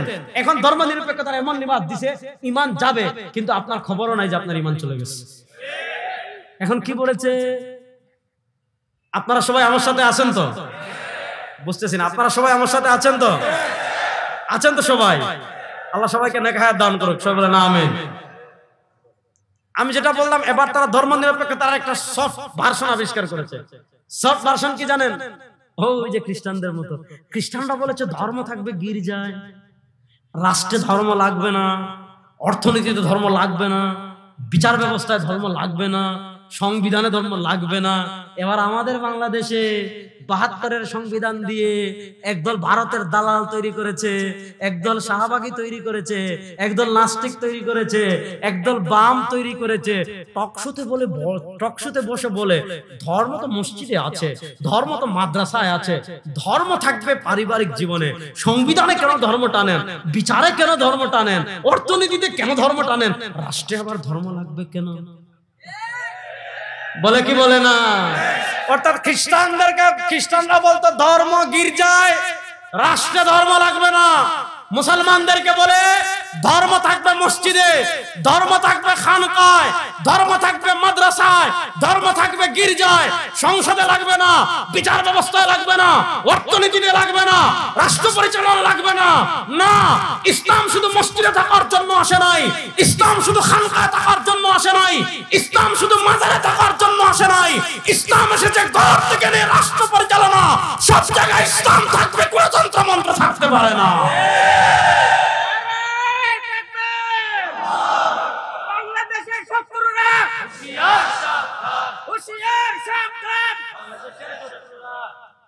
ভাই আপনি এমন মিছিল দিতেছেন, মানুষ কি বলবে খুঁজে পাচ্ছে না। বাংলাদেশের শত্রুরা 1 বছর আগে পলাই গেছে, এখন যারা ফিরে আসতে না পারে এই চিন্তা করেন। যাক, আপনারা আমার সাথে আছেন তো সবাই ইনশাআল্লাহ? এই চিন্তাটা মুসলমানদের ভিতর ঢুকিয়ে দিয়েছে যে ধর্ম আলাদা, রাষ্ট্র আলাদা। এবার একটা বক্তব্য, একটা কড়া ফতোয়া দেই শুনেন। আমাদের জাতীয় মসজিদের খতিব আল্লামা আব্দুল মালিক হাফিজাহুল্লাহ, আমাদের বাংলাদেশের সবচেয়ে বড় আলেম। আপনি মানেন আর না মানেন, এটাই বাস্তব কথা। আমাদের বাংলাদেশের সবচেয়ে বড় আলেম। আমরা নফাতুল আরব পড়েছিলাম, এখন পড়া হয় কিনা জানি না। ওখানে একটা আছে, ওয়াউল কালবি লা ইয়াদুররু শামস। রাস্তায় যখন সূর্যের আলো ওঠে, কুত্তা বেক বেক করে, বাদুড় বেক বেক করে। কুত্তার বেক বেক আর বাদুড়ের বেক বেকে সূর্যের কিছু হয় না। আল্লামা আব্দুল মালিক হাফিজাহুল্লাহ এত উঁচু অবস্থায় আছেন, ওই 2-1টা পাগল ছাগল কিছু বললে তার কিছুই যায় আসে না। বাস্তব কথা। আল্লামা আব্দুল মালিক হাফিজাহুল্লাহ, তার উস্তাদ হলেন শেখ আব্দুল ফাত্তাহ আবু গুদ্দা রাহিমাহুল্লাহ। শেখ আব্দুল ফাত্তাহ আবু গুদ্দা রাহিমাহুল্লাহ কত বড় মুহাদ্দিস ছিলেন এটা বোঝানো মুশকিল। যারা উলুমুল হাদিস পড়েন, হাদিসের সাথে সম্পর্ক আছে, তারা জানেন শেখ আব্দুল ফাত্তাহ আবু গুদ্দা রাহিমাহুল্লাহ কত কিতাব তাহকিক তালিক করেছেন এবং ছাপিয়েছেন। আল্লামা আব্দুল মালিক হাফিজাহুল্লাহ তার বাসায় ছিলেন রিয়াদে। তিনি অনেক মহব্বত করতেন আব্দুল মালিক সাহেবকে এবং তাকে এত পছন্দ করতেন। আব্দুল মালিক সাহেব তখনও বিয়ে করেন নাই। শেখ আব্দুল ফাত্তাহ আবু গুদ্দা রাহিমাহুল্লাহ বলেছেন, তুমি আমার কাছে থেকে যাও, আমি তোমাকে বিয়ে করাই দিব। কিন্তু উনি বাংলাদেশের পরিস্থিতির কারণে তখন আসছিলেন। কি কারণে? আল্লাহ তাকদিরে রেখেছেন, যদি উনি ওখানে থাকতেন, বড় বড় কিতাব তাহকিক করতেন, লম্বা লম্বা বেতন পাইতেন, এটা সৌদি আরবের একটা মানে একটা ভিআইপি লাইফ হতো, বাচ্চা কাচ্চারা অনেক টাকার মালিক হতো। হ্যাঁ, নাম কালা সুবহানাল্লাহ এগুলা বলতো, মাথায় ঘুমটা দিত, মাঝে মাঝে দেশে আসতেন। কিন্তু এই যে খিদমত, এই যে আল্লামা আব্দুল মালিক হাফিজাহুল্লাহকে কেন্দ্র করে যে ইলমের একটা বিশাল মার্কাজ গড়ে উঠছে, এটা তো হয়তো না। তো এই জন্য আল্লাহ যে সিদ্ধান্ত নেন, প্রথমে হয়তো একটু মানা কষ্ট হবে, কিন্তু এটার মধ্যে কল্যাণ আছে না নাই? অবশ্যই আছে। আল্লামা আব্দুল মালিক হাফিজাহুল্লাহ, তার উস্তাদ হলেন শেখ আব্দুল ফাত্তাহ আবু গুদ্দা রাহিমাহুল্লাহ, অনেক বড় আলেম। আর শেখ আব্দুল ফাত্তাহ আবু গুদ্দা রাহিমাহুল্লাহর উস্তাদ ছিলেন আল্লামা জাহিদ কাউসারী রাহিমাহুল্লাহ। আমাদের ফিকহ হানাফির পক্ষের একজন বলিষ্ঠ মুজাহিদ ছিলেন। ইমাম আযম আবু হানিফা রাহিমাহুল্লাহর বিরুদ্ধে যারা কলম চালিয়েছে, আল্লামা কাউসারী একদম সব সাইজ করে দিয়েছেন। আমাদের আশআরী মাতুরিদি আকীদার বিরুদ্ধে যারা কলম চালিয়েছে, আল্লামা কাউসারী রাহিমাহুল্লাহ কলম দিয়ে সব ঠিক করে দিয়েছেন। এত উঁচু পায়ার মুহাদ্দিস ছিলেন, অনেক বড় মুহাদ্দিস ছিলেন। ওনার কাজ ছিল রদ করা। ইমাম আযম আবু হানিফার বিপক্ষে যারা কলম কিতাব লিখেছেন, তাদের তিনি খণ্ডন করেছেন। আমাদের আকীদা আশআরী মাতুরিদি আকীদার উপর যারা আপত্তি করেছেন তাদের তিনি খণ্ডন করেছেন। তো আল্লামা জাহিদ কাউসারী রাহমাতুল্লাহ আলাইহি অনেক বড় আলেম ছিলেন। 1371 হিজরিতে তিনি ইন্তেকাল করেছেন। আল্লামা জাহিদ কাউসারী রাহিমাহুল্লাহ ছোট ছোট অনেকগুলো মাকালা আছে, মনোযোগ। আল্লামা জাহিদ কাউসারী রাহিমাহুল্লাহ ছোট ছোট অনেকগুলো মাকালা আছে যেগুলো এক করে ছাপানো হয়েছে মাকালাতুল কাউসারী নামে, যেগুলো এক করে ছাপানো হয়েছে মাকালাতুল কাউসারী নামে। সেই মাকালাতুল কাউসারীতে আল্লামা জাহিদ কাউসারী রাহমাতুল্লাহ আলাইহি একটা ছোট্ট মাকালা লিখেছেন, মনোযোগ। হুকমু মুহাওয়ালাতি ফাসলিদ দীনি আনিদ দাওলা। আল্লামা জাহিদ কাউসারী রাহিমাহুল্লাহ একটা মাকালা লিখেছেন, হুকমু মুহাওয়ালাতি ফাসলিদ দীনি আনিদ দাওলা। যদি কোন মুসলমান ধর্ম থেকে রাষ্ট্রকে আলাদা করে ফেলে, টকশুতে বসে বলে আমি ধর্ম নিরপেক্ষ, বলে কি বলে না? আপনি জিজ্ঞাসা করবেন ভাই আপনি রাষ্ট্রীয়ভাবে ইসলাম চান না, বলে না হুজুর আমি তো ধর্ম নিরপেক্ষ। কবরে প্রশ্ন করবে কয়টা? বলেন না। কবরে প্রশ্ন করবে কয়টা? মার রব্বুক, তারপরে কি? ওমা দীনুক। কবরে যখন প্রশ্ন করবে ওমা দীনুক, যারা টকশুতে সুশীলগিরি মারেন, যখন কবরে জিজ্ঞাসা করবে ওমা দীনুক, একটু নাকের মুনকিরে বললেন যে ভাই আমি তো ধর্ম নিরপেক্ষ, ঠিক আছে না? যখন বলবে ওমা দীনুক, আপনি দুনিয়াতে রাষ্ট্রীয়ভাবে ইসলাম চান না, আপনি বিচার ব্যবস্থা ইসলাম চলে, আপনি সেকুলারিজম নিয়ে আসেন। রাষ্ট্র ইসলাম বিজয়ের কথা বললে সেকুলারিজম নিয়ে আসেন। ব্রিটিশের তন্ত্রমন্ত্রকে পায়ের তলা পিষ্ট করে আল্লাহর জমিনে আল্লাহর দ্বীনকে বিজয় করার কথা বললে সেকুলারিজম নিয়ে আসেন। কবরে যখন প্রশ্ন করবে ওমা দীনুক, বললেন যে আমি ধর্ম নিরপেক্ষতায় বিশ্বাসী, মায়ের যেটা মাটিতে পড়বে এটাও তুলে দিব, ঠিক না বেটি? যেটা মাটিতে পড়বে এটাও তুলে দিবে কি দিবে না? দিবে। তো আল্লামা কাউসারী রাহিমাহুল্লাহ তার মাকালা লিখেছেন, হুকমু মুহাওয়ালাতি ফাসলিদ দীনি আনিদ দাওলা। হুকমু মুহাওয়ালাতি ফাসলিদ দীনি আনিদ দাওলা। কোন মুসলমান যদি জেনে শুনে এই কথা বলে যে রাষ্ট্রে ধর্ম লাগবে না, বিচার ব্যবস্থায় ধর্ম লাগবে না, অর্থনীতিতে ধর্ম লাগবে না, সমাজ পরিচালনায় ধর্ম লাগবে না, হাইকোর্টে ধর্ম লাগবে না, সুপ্রিম কোর্টে ধর্ম লাগবে না, ধর্ম লাগবে ভাত খাবার সময়, ধর্ম লাগবে শোয়ার সময়, ধর্ম লাগবে ঘুমানোর সময়, রাষ্ট্র ধর্ম লাগবে না, ধর্ম আলাদা রাষ্ট্র আলাদা। আল্লামা কাউসারী রাহমাতুল্লাহ আলাইহি তার হুকম মুহাওয়ালাতি ফাসলিদ দীনি আনিদ দাওলাতে স্পষ্ট ভাষায় বলেছেন, ফাল মুসলিমু ইযা তালাবা ফাল মুসলিমু ইযা তালাবা বিমিসলি যালিকা ফি সালামাতি আকলিহি। কোন মুসলমান যদি সুস্থ মস্তিষ্কে এই কথা বলে যে ধর্ম আলাদা রাষ্ট্র আলাদা, সাথে সাথে মুরতাদ হয়ে যাবে, তার ঈমান থাকবে না। সাথে সাথে এই ধর্ম নিরপেক্ষতার প্রভাব আমাদের ভিতরে তো এভাবে পড়েছে। কেমনে পড়েছে দেখেন, হিন্দু ধর্ম আর আমাদের ধর্ম, খ্রিস্টান ধর্ম আর আমাদের ধর্ম, মৌলিক পার্থক্যের জায়গাটা বুঝবেন। বর্তমানে যে হিন্দু ধর্ম আছে, কোন ধর্মকে আমরা কখনো কটূক্তি করি না, কোন ধর্মের উপাস্যকে নিয়ে কোন কটূক্তি করার কোন অনুমোদন ইসলামে নাই। তো যেটা বলছিলাম, হিন্দু ধর্মকে বানানো হয়েছে অনুষ্ঠান নির্ভর ধর্ম। পূজার সময় আসবে, মন্দিরে যাবেন, মূর্তি বানানো থাকবে, কয়েকদিন আছে মনে হয় ৬-৭ দিন, পূজা করবেন, প্রসাদ খাবেন, আনন্দ করবেন, ৭-৮ দিন পরে মূর্তিটা ট্রাকে তুলবেন, নেচে নেচে নেচে নেচে বগুড়ার পাশের নদীর নাম কি? করতোয়া। করতোয়া নদীতে ফেলে দিলেন হিন্দু। বাস, তাকে জিজ্ঞেস করেন ভাই তুমি হাঁটবা কিভাবে? তাদের ধর্ম কিভাবে হাঁটবে এটা বলে না, ভাই তুমি যেভাবে মন চায় হাঁটো। খাবা কিভাবে? তার ধর্ম মাথা কামায় না, যেভাবে মন চায় খাও। ঘুমাবেন কিভাবে? তার ধর্ম মাথা কামায় না, যেভাবে মন চায় ঘুমান। গোসল করবেন কিভাবে? তার ধর্ম মাথা কামায় না, যেভাবে মন চায় গোসল করেন। বাথরুমে যাবেন কিভাবে, বের হবেন কিভাবে? তার ধর্ম মাথা কামায় না, যেভাবে মন চায় যান, যেভাবে মন চায় বের হন। পরিবার চালাবেন কেমনে? তার ধর্ম মাথা কামায় না, যেভাবে মন চায় চালান। ত্যায্য সম্পত্তি বন্টন করবেন কিভাবে? তাদের ধর্ম মাথা কামায় না, যেভাবে মন চায় করেন। বিয়ে শাদী করবেন কিভাবে? তাদের ধর্ম মাথা কামায় না, যেভাবে মন চায় করেন। ব্যবসা করবেন কিভাবে? তাদের ধর্ম মাথা কামায় না, যেভাবে মন চায় করেন। রাজনীতি করবেন কিভাবে? তাদের ধর্ম মাথা কামায় না, যেভাবে মন চায় করেন। রাষ্ট্র চালাবেন কিভাবে? তাদের ধর্ম মাথা কামায় না, যেভাবে মন চায় চালান। বিচার করবেন কিভাবে? তাদের ধর্ম মাথা কামায় না, যেভাবে মন চায় করো। অর্থনীতির মৌলিক ভিত্তি কি হবে? তাদের ধর্ম মাথা কামায় না, যেভাবে মন চায় চালাও। খ্রিস্টান ধর্ম শুধু ক্রিসমাস ডে চার্চের গির্জার ভিতরে সীমাবদ্ধ, এর বাইরে তাদের ধর্ম মাথা কামায় না, তোমার যা মন চায় তা করো। এর বিপরীত আমাদের ইসলাম, ইসলাম গ্রহণ করার পর আপনি যা মন চায় তা করার কোনো সুযোগ আছে? আপনি যেভাবে মন চায় খেতে পারবেন। আপনি খাবেন কিভাবে, ইসলামে বিধান আছে না নাই? জুড়ে বলেন। আপনি খাবেন কিভাবে, ইসলামে বিধান আছে না নাই? আপনি ঘুমাবেন কিভাবে, ইসলামে বিধান আছে না নাই? আপনি বাথরুমে যাবেন কিভাবে, বের হবেন কিভাবে, ইসলামে বিধান আছে না নাই? আপনি বিয়ে শাদী করবেন কিভাবে, ইসলামে বিধান আছে না নাই? আপনি ত্যায্য সম্পত্তি বন্টন করবেন কিভাবে, ইসলামে বিধান আছে না নাই? আপনি ব্যবসা করবেন কিভাবে, ইসলামে আছে না নাই? আপনি রাজনীতি করবেন কিভাবে, ইসলামে আছে না নাই? আপনি সংবিধান লিখবেন কিভাবে, ইসলামে আছে না নাই? আপনি বিচার করবেন কিভাবে, ইসলামে আছে না নাই? আপনি রাষ্ট্র চালাবেন কিভাবে, ইসলামে আছে না নাই? এখন আমাদেরকে গিলাই দিছে ধর্মনিরপেক্ষতা। ধর্মনিরপেক্ষতা মানে আপনি খাবার সময় ইসলাম। এই যে দেখবেন আমাদের দেশের যুবকরা, বৃদ্ধরা, মুরব্বীরা যখন খাবার দিবেন বলবো পানি দেন, হাত ধুতে করবো। ভাই হাত ধুতে করবেন কেন? বলবে আল্লাহ রাসূল সাল্লাল্লাহু আলাইহি ওয়াসাল্লাম শিখিয়েছেন খাবারের আগে হাত ধোয়া সুন্নাত। খুব ভালো, আলহামদুলিল্লাহ, কোনো সমস্যা নাই। হ্যাঁ, আমাদের দেশের যুবকরা দেখবেন যখন বাথরুমে ঢুকে বাম পায়ে ঢুকে, বের হয় ডান পায়ে। যারা সচেতন এটা বাদ দেন।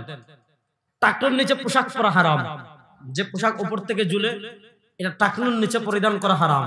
তো আমাদের দেশের যুবকরা যারা টাকনুর নিচে প্যান্ট পরে, মনোযোগ, আমাদের দেশের যুবকরা যারা টাকনুর নিচে প্যান্ট পরে দেখবেন যখন মসজিদে নামাজ পড়তে ঢুকে এইভাবে প্যান্টটা উপরের দিকে তুলে ফেলে। তুলে কি তুলে না?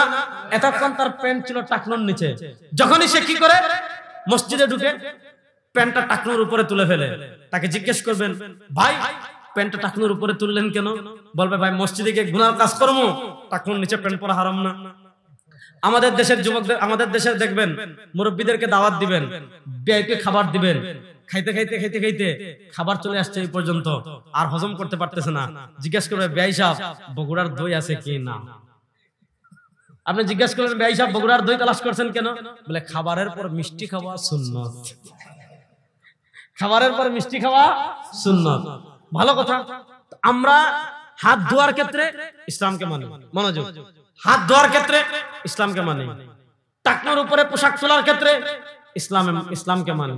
ওযু করার ক্ষেত্রে ইসলামকে মানি। তায়াম্মুম করার ক্ষেত্রে ইসলামকে মানি। গোসল করার ক্ষেত্রে ইসলামকে মানি। বাথরুমে যাওয়ার ক্ষেত্রে, বের হওয়ার ক্ষেত্রে ইসলামকে মানি। পরিবার পরিচালনার ক্ষেত্রে, বিবাহের ক্ষেত্রে ইসলামের বিধান মানি। তালাক দেওয়ার ক্ষেত্রে ইসলামের বিধান মানি। আগে ত্যায্য সম্পত্তির ক্ষেত্রে মানতো, এখন এটা কমে যাচ্ছে, কারণ মানুষের ভিতর চিটারি বাটপারি বাড়তেছে। তো এখন সম্পদ মেরে খাওয়ার অভ্যাস মুসলমানদের ভিতর, বিশেষ করে বাংলাদেশের মুসলমানদের ভিতর বাড়তেছে। এটা বাস্তব কথা। কারণ বোনরা আপনার ত্যায্য সম্পত্তির ভাগ কয়জন দেয়, ফুফুদেরকে কয়জন দেয়, ভাইদেরকে কয়জন দেয়, এগুলা আমার থেকে আপনারা বেশি জানেন, মুরব্বীদের অভিজ্ঞতা বেশি। তো ত্যায্য সম্পত্তি বন্টনের ক্ষেত্রে ইসলামকে ফলো করে, পারিবারিক আইনের ক্ষেত্রে ইসলামকে ফলো করে। ওই মানুষটা যখন রাষ্ট্র পরিচালনায় যায় আর ইসলাম লাগে না। ওই মানুষটা যখন বিচারক হয় ইসলাম লাগে না। ওই মানুষটা যখন ব্যবসা করে, অর্থনীতির যায়, ইসলাম লাগে না। কেন লাগে না? ওই যে মাথায় ধর্ম নিরপেক্ষতার ভূত ঢুকে গিয়েছে, অর্থাৎ সে মনে করেছে ইসলাম একান্ত ব্যক্তির জন্য। সে মনে করেছে ইসলাম শুধু ব্যক্তি জীবনে থাকবে। সে মনে করেছে ইসলাম শুধু পারিবারিক জীবনে থাকবে। সে মনে করেছে ইসলাম শুধু খাওয়ার মধ্যে থাকবে। না, আপনি ইসলামের 1400 বছরের ইতিহাস দেখেন। গত 100 বছর মুসলমান পৃথিবীর প্রান্তে প্রান্তে কেন মার খেয়েছে? আগে ইসলামের সামনে কেউ দাঁড়াতে পারে নাই। কেন? মুসলমান মনে করতে ইসলাম শুধু গড়ে থাকার জন্য আসে নাই, রাষ্ট্র ইসলাম লাগবে। যেই দিন থেকে মুসলমানরা সেকুলারিজমে বিশ্বাসী হয়ে গিয়েছে, যেই দিন থেকে মুসলমানদের ভিতর ধর্মনিরপেক্ষতার ভূত ঢুকে গিয়েছে, সেই দিন থেকে পৃথিবীর প্রান্তে প্রান্তে মুসলমানরা মার খাওয়া শুরু হয়েছে। আফগানিস্তানে তালেবানরা কেন জিতলো? কারণ তারা মনে করে রাষ্ট্র ইসলাম লাগবে, আমেরিকার আধিপত্য চলবে না। এই যে গত পরশু আমাদের জন্য খুব খুশির দিন ছিল, তাই না? কেন সেটা আপনারা না জানলে আমি বলবো। বলেন, পরশু আমাদের জন্য খুশির দিন ছিল কি ছিল না? ছিল। বলবেন কিসের খুশি? গাজার মুসলমান যদি, ইনশাআল্লাহ গাজার মুসলমানদের আনন্দে আমরা আনন্দিত কি আনন্দিত না? আমার যুবকদেরকে বলবো প্রস্তুতি নেন, ইনশাআল্লাহ। ইনশাআল্লাহ বলেন, ইনশাআল্লাহ বলেন, জোরে বলেন ইনশাআল্লাহ। গাজায় যত ফুটা রক্ত ঝরেছে, ফিলিস্তিনে যত ফুটা রক্ত ঝরেছে, সময় বেশি দিন বাকি নাই, প্রস্তুতি নেন। ইসরায়েলি কুত্তাদের কলিজা ছিন্ন করে প্রত্যেক ফুটা রক্তের বদলা নেওয়া হবে ইনশাআল্লাহ। আধিপত্যবাদী ইহুদি শক্তির বিরুদ্ধে লড়াই করার জন্য যুবক প্রস্তুত আছো তো ইনশাআল্লাহ? আধিপত্যবাদী হিন্দু শক্তির বিরুদ্ধে লড়াই করার জন্য প্রস্তুত আছে তো ইনশাআল্লাহ? এই পৃথিবীতে ইনশাআল্লাহ আর ইসলামকে কেউ দাবায় রাখতে পারবে না। ধর্মনিরপেক্ষতা চাপিয়ে দিয়ে ইসলামের বিজয়কে তারা থামিয়ে দিতে চেয়েছিল। আফগানিস্তানে ইসলামের পতাকা বিজয়ের মাধ্যমে ইসলামের পতাকা আবার উড্ডীন শুরু হয়েছে। আফগানিস্তানে বিজয় হয়েছে, সিরিয়া বিজয় হয়েছে, তুরস্কে বিজয় হবে, আফ্রিকা বিজয় হবে, ইয়ামানে বিজয় হবে। আমার যুবকদেরকে বলবো প্রস্তুতি নেন, সময় আর বেশি দিন বাকি নাই। বাংলাদেশে ইসলামের পতাকা বিজয় হবেই হবে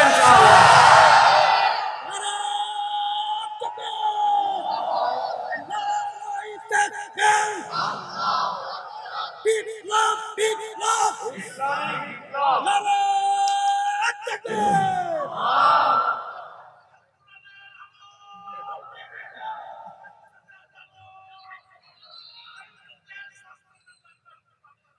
ইনশাআল্লাহ, ইনশাআল্লাহ বলেন। দেখছেন মানুষের জোশ, হ্যাঁ? আল্লাহ নেখায়া দান করুক। এই ধর্মনিরপেক্ষতার স্লোগান দিয়ে আমাদেরকে শিখাইছে আল কোরআনের আলো ঘরে ঘরে জালো। ভালো কথা। দাঁড়ান দাঁড়ান, আপনার জোশ একটু রাখেন, আমাকে কথা বলতে দেন। এটা খুব ভালো কথা। কোরআন এটা হলো আলো। বলেন কোরআন হলো, জোরে বলেন না কোরআন হলো, বলেন না কোরআন হলো। কোরআনের আলো কি শুধু গড়েই জ্বলবে, আর কিছু লাগবে না? আপনি সারা জীবন খালি স্লোগানই দিলেন, কোরআন সুন্নাহর আলো ঘরে ঘরে জালো। ঠিক আছে ভাই, 54 বছর তো ঘরে জ্বালছেন, আলহামদুলিল্লাহ। আর কত বছর জ্বালবেন? এখন প্রস্তুতি নেন, সংসদে জ্বালবেন। যুবকরা প্রস্তুত আছেন তো ইনশাআল্লাহ? কোরআনের আলোকে সংসদে জ্বালার জন্য প্রস্তুত আছেন তো ইনশাআল্লাহ? আল কোরআনের আলো সেকুলারিজমকে হটিয়ে কোরআনকে বিজয় করার জন্য প্রস্তুত আছেন তো ইনশাআল্লাহ? আল্লামা মাহমুদুল হক হাফিজাহুল্লাহ এখানে আসবেন, তিনি বক্তৃতা করবেন। আল্লামা মাহমুদুল হক হাফিজাহুল্লাহ, মুফতি সৈয়দ রেজাউল করিম পীর সাহেব চরমনাই হাফিজাহুল্লাহ, আমাদের ইসলামী নেতৃবৃন্দ এক কাতারে এসে যদি আপনাদেরকে ডাক দেন, 54 বছরে সাতার মাথার ব্রিটিশের আইন দেখেছেন, এবার কোরআনের বাংলাদেশ দেখবো। আল্লাহর কোরআনের বাংলাদেশ দেখার জন্য প্রস্তুত আছেন না?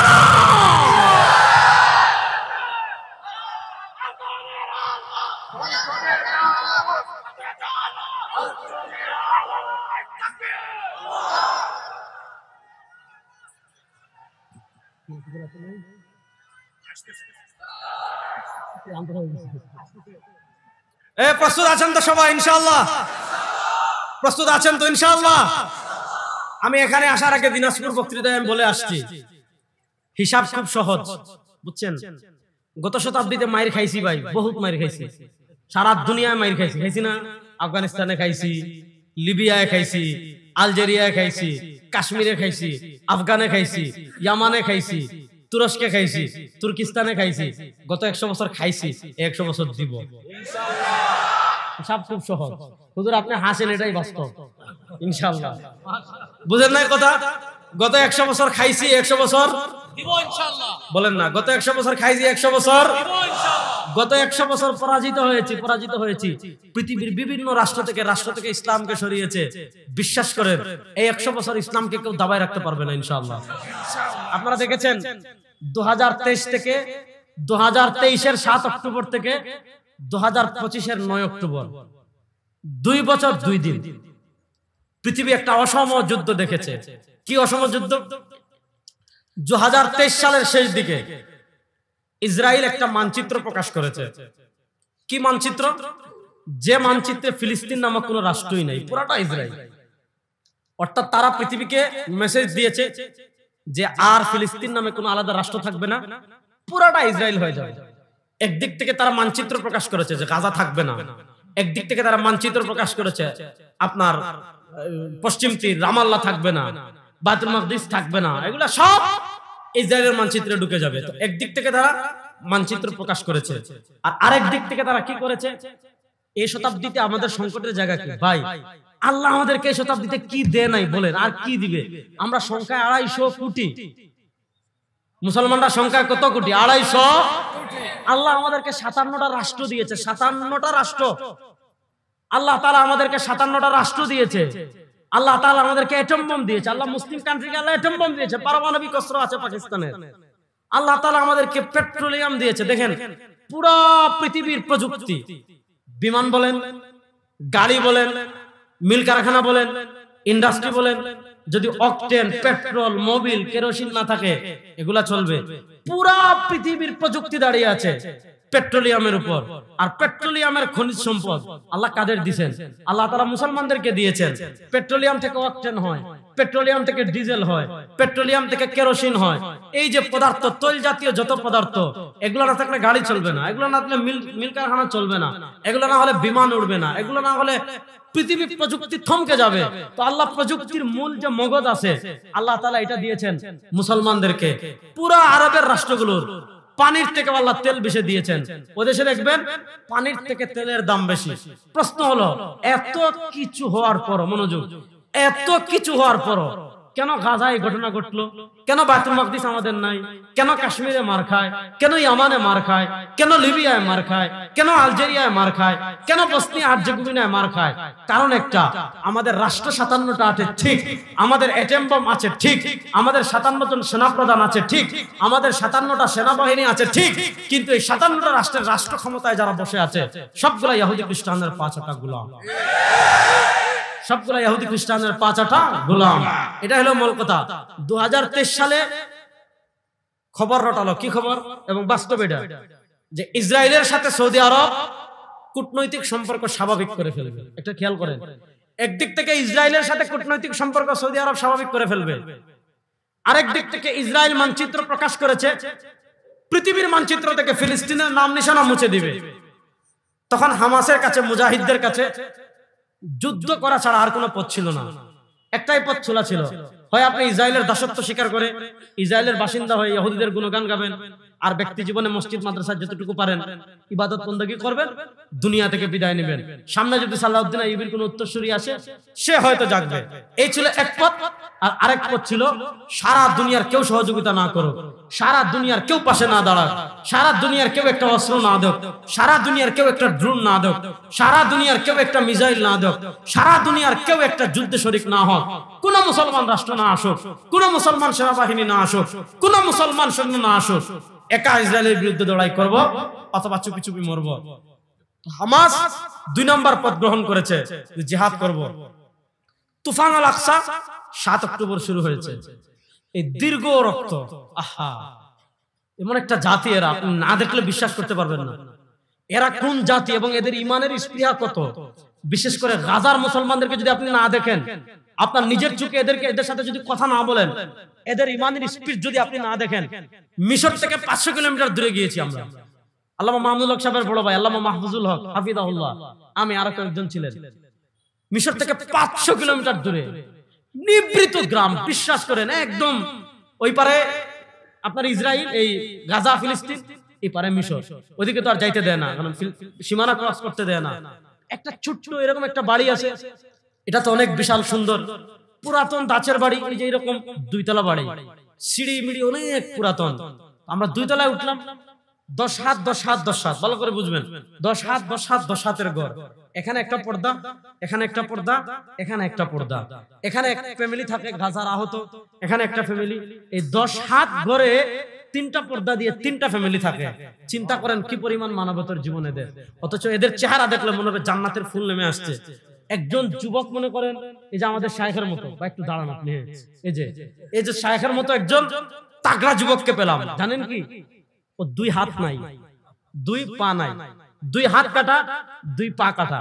অর্থাৎ ইসরায়েলের সাথে, কষ্ট দিলাম ভাই, ইসরায়েলের সাথে যুদ্ধে গিয়েছে, বোমার স্পিন্ডার লেগেছে, 2 হাত কেটে ফেলছে, 2 পা কেটে ফেলছে। এখন সে নড়তেও পারে না, বসতেও পারে না। যখন আমরা তাকে গেলাম, তো তাকে দেখে আমার মনে খুব খারাপ লেগেছে। তো আমি মাহফুজুল হক সাহেব হুজুরকে বললাম, হুজুর একটু দোয়া করেন। তো হুজুর দোয়া করলেন, হুজুরও খুব কাঁদলেন ওনাদের অবস্থা দেখে, আমরাও কাঁদলাম। তো আমরা যখন মুনাজাত শেষ করলাম, উনি হেসে হেসে আমাদেরকে বলতেছে, আলহামদুলিল্লাহ সানাযহাবু মাআকুম ফিল আকসা। আরে তোমরা কান্না করছো কেন? তোমাদেরকে নিয়ে কিছুদিনের ভিতর মসজিদে আকসায় যাব, এটা বিজয় করব, ওখানে তোমাদের সাথে নামাজ পড়ব। যেই জাতির হাত নাই পা নাই, আমরা গেছি বাংলাদেশ থেকে, আমরা তো ভাই বাংলাদেশের রাজকীয় জীবন, ওয়াজ করি, হাদিয়া দে, জামু, সবারই তো এরকম। আমাদের তার ওই রকম ইমানের পরীক্ষা নাই। তো যার হাত নাই পা নাই, সে আমাদেরকে সান্ত্বনা দিচ্ছে, তোরা বাংলাদেশ থেকে এসে কান্নাকাটি করিস না, তোদেরকে নিয়ে বাইতুল মাকদিস যাব, ওখানে তোদের সাথে একসাথে নামাজ পড়বো ইনশাআল্লাহ। বিশ্বাস করেন, আমি এখন বলতেছি না, আমার শরীরের পশম দাঁড়িয়ে যাচ্ছে। 500 কিলোমিটার দূরে যখন গেলাম, একটা ফ্যামিলি পেলাম, বয়স মানে ওনার পিতা যে মানে ফ্যামিলির জামাই যে হুজুরের মতো বৃদ্ধ। হুজুর তো মনে করেন এখন দুর্বল হয়েছে না, এরকম আমরা ধরলে উনি শেষ। কিন্তু মনে করেন উনি যে শক্তিশালী, ওনার ব্লাড ক্যান্সার, স্বামী স্ত্রী দুজনের ব্লাড ক্যান্সার। তো মা মানে যিনি একদম বৃদ্ধ, অশীতপর বৃদ্ধ, উনি খুবই বৃদ্ধ। তো ওনাদের দুইটা ছেলে, ছবি দেখাইছে আমাদের, মানে মনে হবে ফিলিস্তিন মানুষ এমনি তো সুন্দর, মনে হবে যে আপনার জান্নাত থেকে দুটা ফুল নেমে আসছে।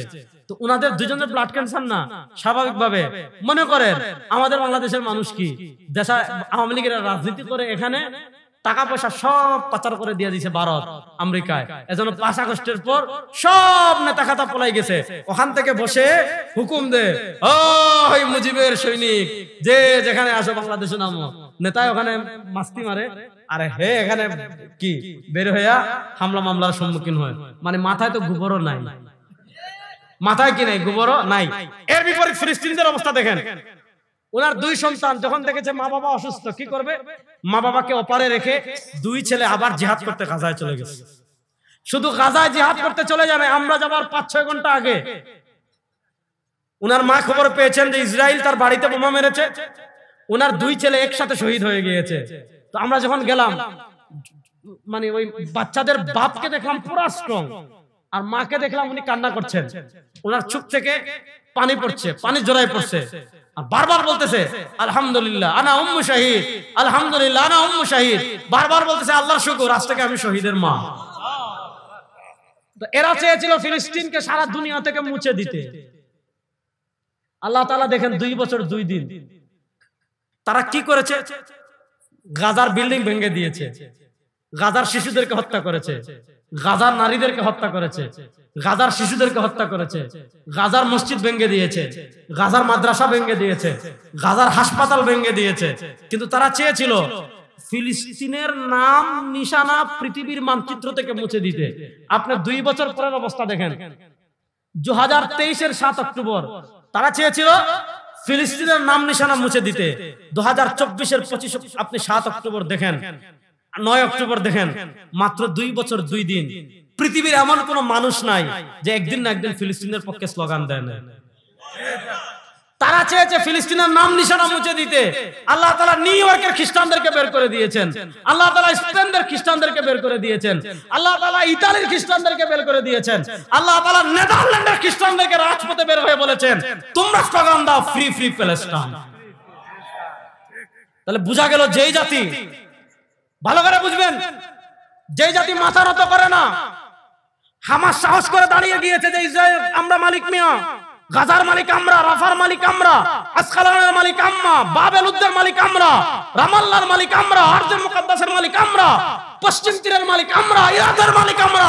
তোরা বেটা ডাকাত, তোরা বেটা সন্ত্রাস, তোরা বেটা জায়গা জমি দখল করেছিস, তোদের সাথে আপোষ হবে, না হয় লড়াই করব, না হয় শহীদ হব। দেখেন তারা চেয়েছিল মুছে দিতে, পারছে। ফিলিস্তিনের নাম পৃথিবী থেকে মুছবে, এখন আর এমন কোন বাপের বেটা নাই। এখন পাগলা ট্রাম্পও দেখবেন ফিলিস্তিনের পক্ষে কথা বলে। আল্লাহ রিল কেমনে ঘুরাইছেন, কেন? হামাস ওখানের ক্ষমতায় আছে। আপনি আফগানিস্তানের অবস্থা দেখেন, পৃথিবীর যত পরাশক্তি আছে, আফগানিস্তানের নাম নেওয়ার সময় একটু ডেকুর দে, দেখি দে না, কেন দে? ও ভাই, তারাও তো হুজুর আমাদের মতো, আমরা যা খাই তারা তা খায়, হয়তো আমরা ভাত খাই তারা রুটি খায়, কিন্তু পানি তো খায়। আমরা যে নফাতুল আরব পড়ছি তারা ওইটা পড়ছে, আমরা যে উসুলুল শাসি পড়ছি তারা ওইটা পড়ছে, আমরা যে বাইদাউল শরীফ পড়ছি তারাও ওইটা পড়ছে, আমরা যে জালালাইন পড়ছি তারা ওইটা পড়ছে, আমরা যে মিশকাত পড়ছি তারাও ওইটা পড়ছে, আমরা দর্শন নিজামীর আলেম তারাও দর্শন নিজামীর আলেম, আমরাও দেওবন্দি তারাও দেওবন্দি, আমরাও হানাফি তারাও হানাফি, আমরাও আশারি মাতুরিদি তারাও আশারি মাতুরিদি। সব দিক থেকে আমাদের সাথে মিল। আমাদের আকীদা তাদের আকীদা এক, আশারি মাতুরিদি। আমাদের ফিকহ তাদের ফিকহ এক, হানাফি। আমাদের মাসলাক তাদের মাসলাক এক, আমরা কি দেওবন্দি। আমাদের তাসাউফের সিলসিলা নকশবন্দি মুজাদ্দিদি সেম এক। সবকিছু থাকার পর সারা দুনিয়ার সব তাদেরকে কেন ভয় করে? কারণ তারা ধর্মনিরপেক্ষতার বিষ গিলে নাই, তারা আমেরিকার বিরুদ্ধে লড়াই করেছে, তারা মাথা নত করে নাই। 21 বছর লড়াই করে তারাই আফগানিস্তানে কি করেছে? আল ইমারাতুল ইসলামিয়া প্রতিষ্ঠা করেছে এবং ইসলামী রাষ্ট্র প্রতিষ্ঠা করেছে। আমাদের সমস্যা হলো আমরা ইসলামকে মসজিদ মাদ্রাসা কেন্দ্রিক বানিয়ে ফেলেছি। মসজিদ অবশ্যই থাকবে, কোনো সন্দেহ নাই, মাদ্রাসা অবশ্যই থাকবে, এটা দিনের মার্কাজ, দিনের দুর্গ। মাদ্রাসা হলো দিনের ক্যান্টনমেন্ট, রাষ্ট্রের ক্যান্টনমেন্ট হলো সেনাকুঞ্জ, সেনাবাহিনীর ক্যান্টনমেন্ট এটা রাষ্ট্র সুরক্ষার জন্য, আর ধর্মের ক্যান্টনমেন্ট হলো মাদ্রাসা। মাদ্রাসা আছে তো দিন থাকবে, মাদ্রাসা নাই তো দিন নেই। কিন্তু আমরা ধর্মকে শুধু মাদ্রাসার ভিতর সীমাবদ্ধ করলে হবে না, আমরা ধর্মকে শুধু মসজিদের ভিতর সীমাবদ্ধ করলে হবে না। মসজিদ কেমনে চলবে এটাও যেমন ধর্মে আছে, মাদ্রাসা কেমন চলবে ওইটাও তেমন মাদ্রাসা ধর্মে আছে, মাজারে কি করবে ওইটাও ধর্মে আছে। রাষ্ট্র কেমনে চলবে ধর্মে নাই। জোরে বলেন রাষ্ট্র কেমনে চলবে ধর্মে আছে না নাই? জোরে বলেন না, রাষ্ট্র কিভাবে চলবে ধর্মে আছে না নাই?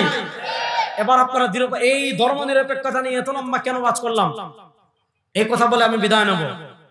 ধর্ম নিরপেক্ষতা নিয়ে এত লম্বা বয়ান এজন্যই করলাম, ধর্ম নিরপেক্ষতার যে বিষ আমাদের শরীরে ঢুকিয়েছে এটা বের করার চেষ্টা করলাম। এখন আপনারা প্রস্তুতি নেন, ইনশাআল্লাহ বলেন। জোরে বলেন না, একটু জোরে বলেন না ইনশাআল্লাহ, একটু জোরে বলেন না ইনশাআল্লাহ। এই শতাব্দীতে যতগুলো মুসলিম মামালিক আছে, মুসলিম রাষ্ট্র আছে, আপনি দেখবেন তুরস্কে যখন 1924 সালে ধর্ম নিরপেক্ষতা চাপিয়ে দিয়েছিল এবং কি কি তুরস্কে হয়েছিল আপনারা জানেন। তুরস্ক ইসলামের দিকে ফিরছে, আলহামদুলিল্লাহ পড়েন। তুর্কিস্তান, উজবেকিস্তান, তাজিকিস্তান, তুর্কমেনিস্তান, ওখানে সমাজতন্ত্র চাপিয়ে দিয়েছিল গত শতাব্দীতে, ইসলামের দিকে ফিরছে। মনোযোগ, তিউনিসিয়ায় হাবিব বুরগাবির মাধ্যমে ধর্ম নিরপেক্ষতা চাপিয়ে দিয়েছিল এবং যেই পরিমাণ জুলুম করা হয়েছিল ইসলামের দিকে ফিরছে। আলবেনিয়া, তারা পৃথিবীর একমাত্র ধর্মমুক্ত রাষ্ট্র ঘোষণা দিয়েছিল, ইসলামকে বিদায় করেছিল, আস্তে আস্তে ইসলামের দিকে ফিরছে। পৃথিবীর যতগুলা মুসলিম রাষ্ট্রে ঔপনিবেশবাদ হয়েছিল, আপনি আলজেরিয়ায় দেখবেন, আলজেরিয়া ফ্রান্সের উপনিবেশবাদ ছিল, ধীরে ধীরে ইসলামের দিকে ফিরছে। আপনি লিবিয়ায় দেখবেন ইটালির আগ্রাসন ছিল এবং শহীদ ওমর মুখতারের গল্প আমরা সবাই জানি, ধীরে ধীরে ইসলামের দিকে ফিরছে। বাংলাদেশে ৭২-এর সংবিধানের মাধ্যমে কাঠামোগত ইসলাম বিদ্বেষ চাপিয়ে দেওয়া হয়েছিল। ৭২-এর সংবিধানের মাধ্যমে কাঠামোগত ইসলাম বিদ্বেষ, এখানে আপনি ওখানে আজান দিতে পারবেন না, ওখানে দাড়ি রাখতে পারবেন না, ওখানে হিজাব করতে পারবেন না, ওখানে বুরকা পরে যেতে পারবেন না। এই ৭২-এর সংবিধানের মাধ্যমে আমাদের বাংলাদেশে কাঠামোগত ধর্ম বিদ্বেষ চাপিয়ে দেওয়া হয়েছিল। আমাদের উলামায়ে কেরাম অনেক জুলুম সহ্য করেছেন, অনেক অত্যাচার সহ্য করেছেন, ধর্ম নিরপেক্ষতার সাথে আপোষ করেন নাই। আল্লাহ তাআলা গায়ব থেকে এক বিশাল সাহায্য করেছেন। 2024-এর জুলাই আগস্টের গণবিপ্লব হয়েছে, ধর্ম নিরপেক্ষতা বাংলাদেশে একটু পিছনে চলে গিয়েছে, ইসলামোফোবিয়া বাংলাদেশে একটু পিছনে চলে গিয়েছে, ভারতের আধিপত্যবাদ একটু পিছনে চলে গিয়েছে, সমাজতন্ত্র আরো যে তন্ত্রমন্ত্র আমাদের সংবিধানে চাপিয়ে দেওয়া হয়েছিল 2024-এর জুলাই আগস্টের গণবিপ্লবের মাধ্যমে একটু একটু একটু একটু করে অন্যান্য রাষ্ট্র যেখানে ইসলামের দিকে আগানো শুরু করেছিল, যেখানে দীর্ঘদিন ধর্ম নিরপেক্ষতা থাকার পর অন্যান্য রাষ্ট্রগুলো একটু একটু একটু একটু করে ইসলামের দিকে যখন আগাচ্ছিল, আমাদের বাংলাদেশে তখন কাঠামোগত ধর্ম বিদ্বেষ চাষ করা হয়েছিল। সেই কাঠামোগত ধর্ম বিদ্বেষ দ্বারা চাষ করেছিল আল্লাহ তাআলা কুদরতি ভাবে 2024-এর জুলাই আগস্টের গণবিপ্লবের মাধ্যমে তাদের মুখে চুনকালি মেখে দিয়েছেন। এখন কাঠামোগত ধর্ম বিদ্বেষ অনেকটা স্লো হয়ে গিয়েছে, এখন কাঠামোগত ধর্ম নিরপেক্ষতা চর্চা অনেকটা স্লো হয়ে গিয়েছে, ভারতের আধিপত্যবাদ অনেকটা কমে গিয়েছে। এখন শুধু কমে গিয়েছে, আমরা আত্মতৃপ্তি নিয়ে বসে থাকলে হবে না।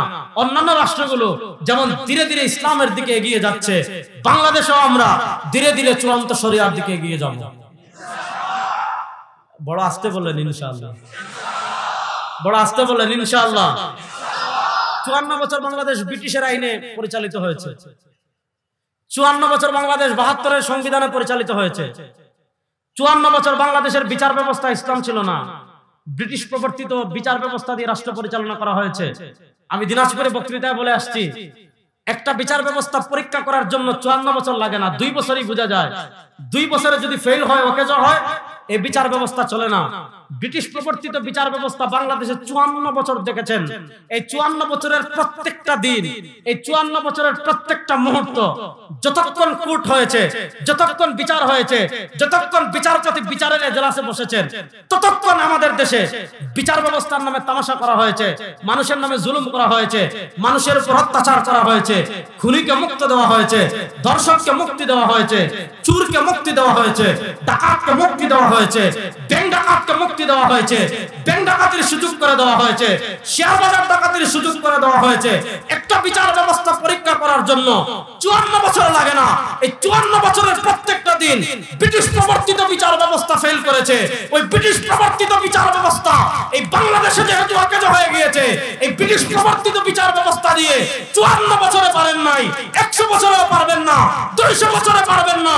আমার যুবকদেরকে বলবো, আর ব্রিটিশের বিচার ব্যবস্থার পিছনে না ছুটে, আর ব্রিটিশের আইনের পিছনে না ছুটে, আর ব্রিটিশের বিচার ব্যবস্থার দিকে না ছুটে, ব্রিটিশের অর্থনীতির পিছনে না ছুটে, এবার আল্লাহর কোরআনের বিচার ব্যবস্থা, আল্লাহর কোরআনের রাত বাংলাদেশে প্রতিষ্ঠা করার জন্য, মেহনত করার জন্য, গান জড়ানোর জন্য, রক্ত জড়ানোর জন্য প্রস্তুত আছেন না ইনশাআল্লাহ।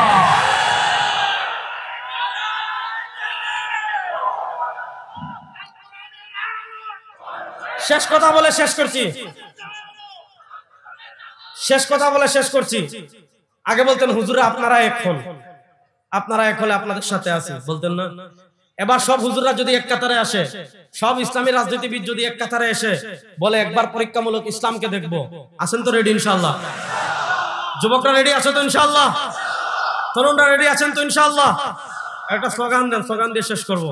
নারায়ে তাকবীর। আরে হ্যাঁ, এত মানুষ আল্লাহু আকবার কইতাছে।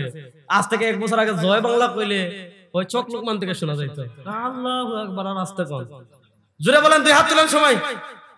রেডি আছেন তো ইনশাআল্লাহ? নারায়ে তাকবীর,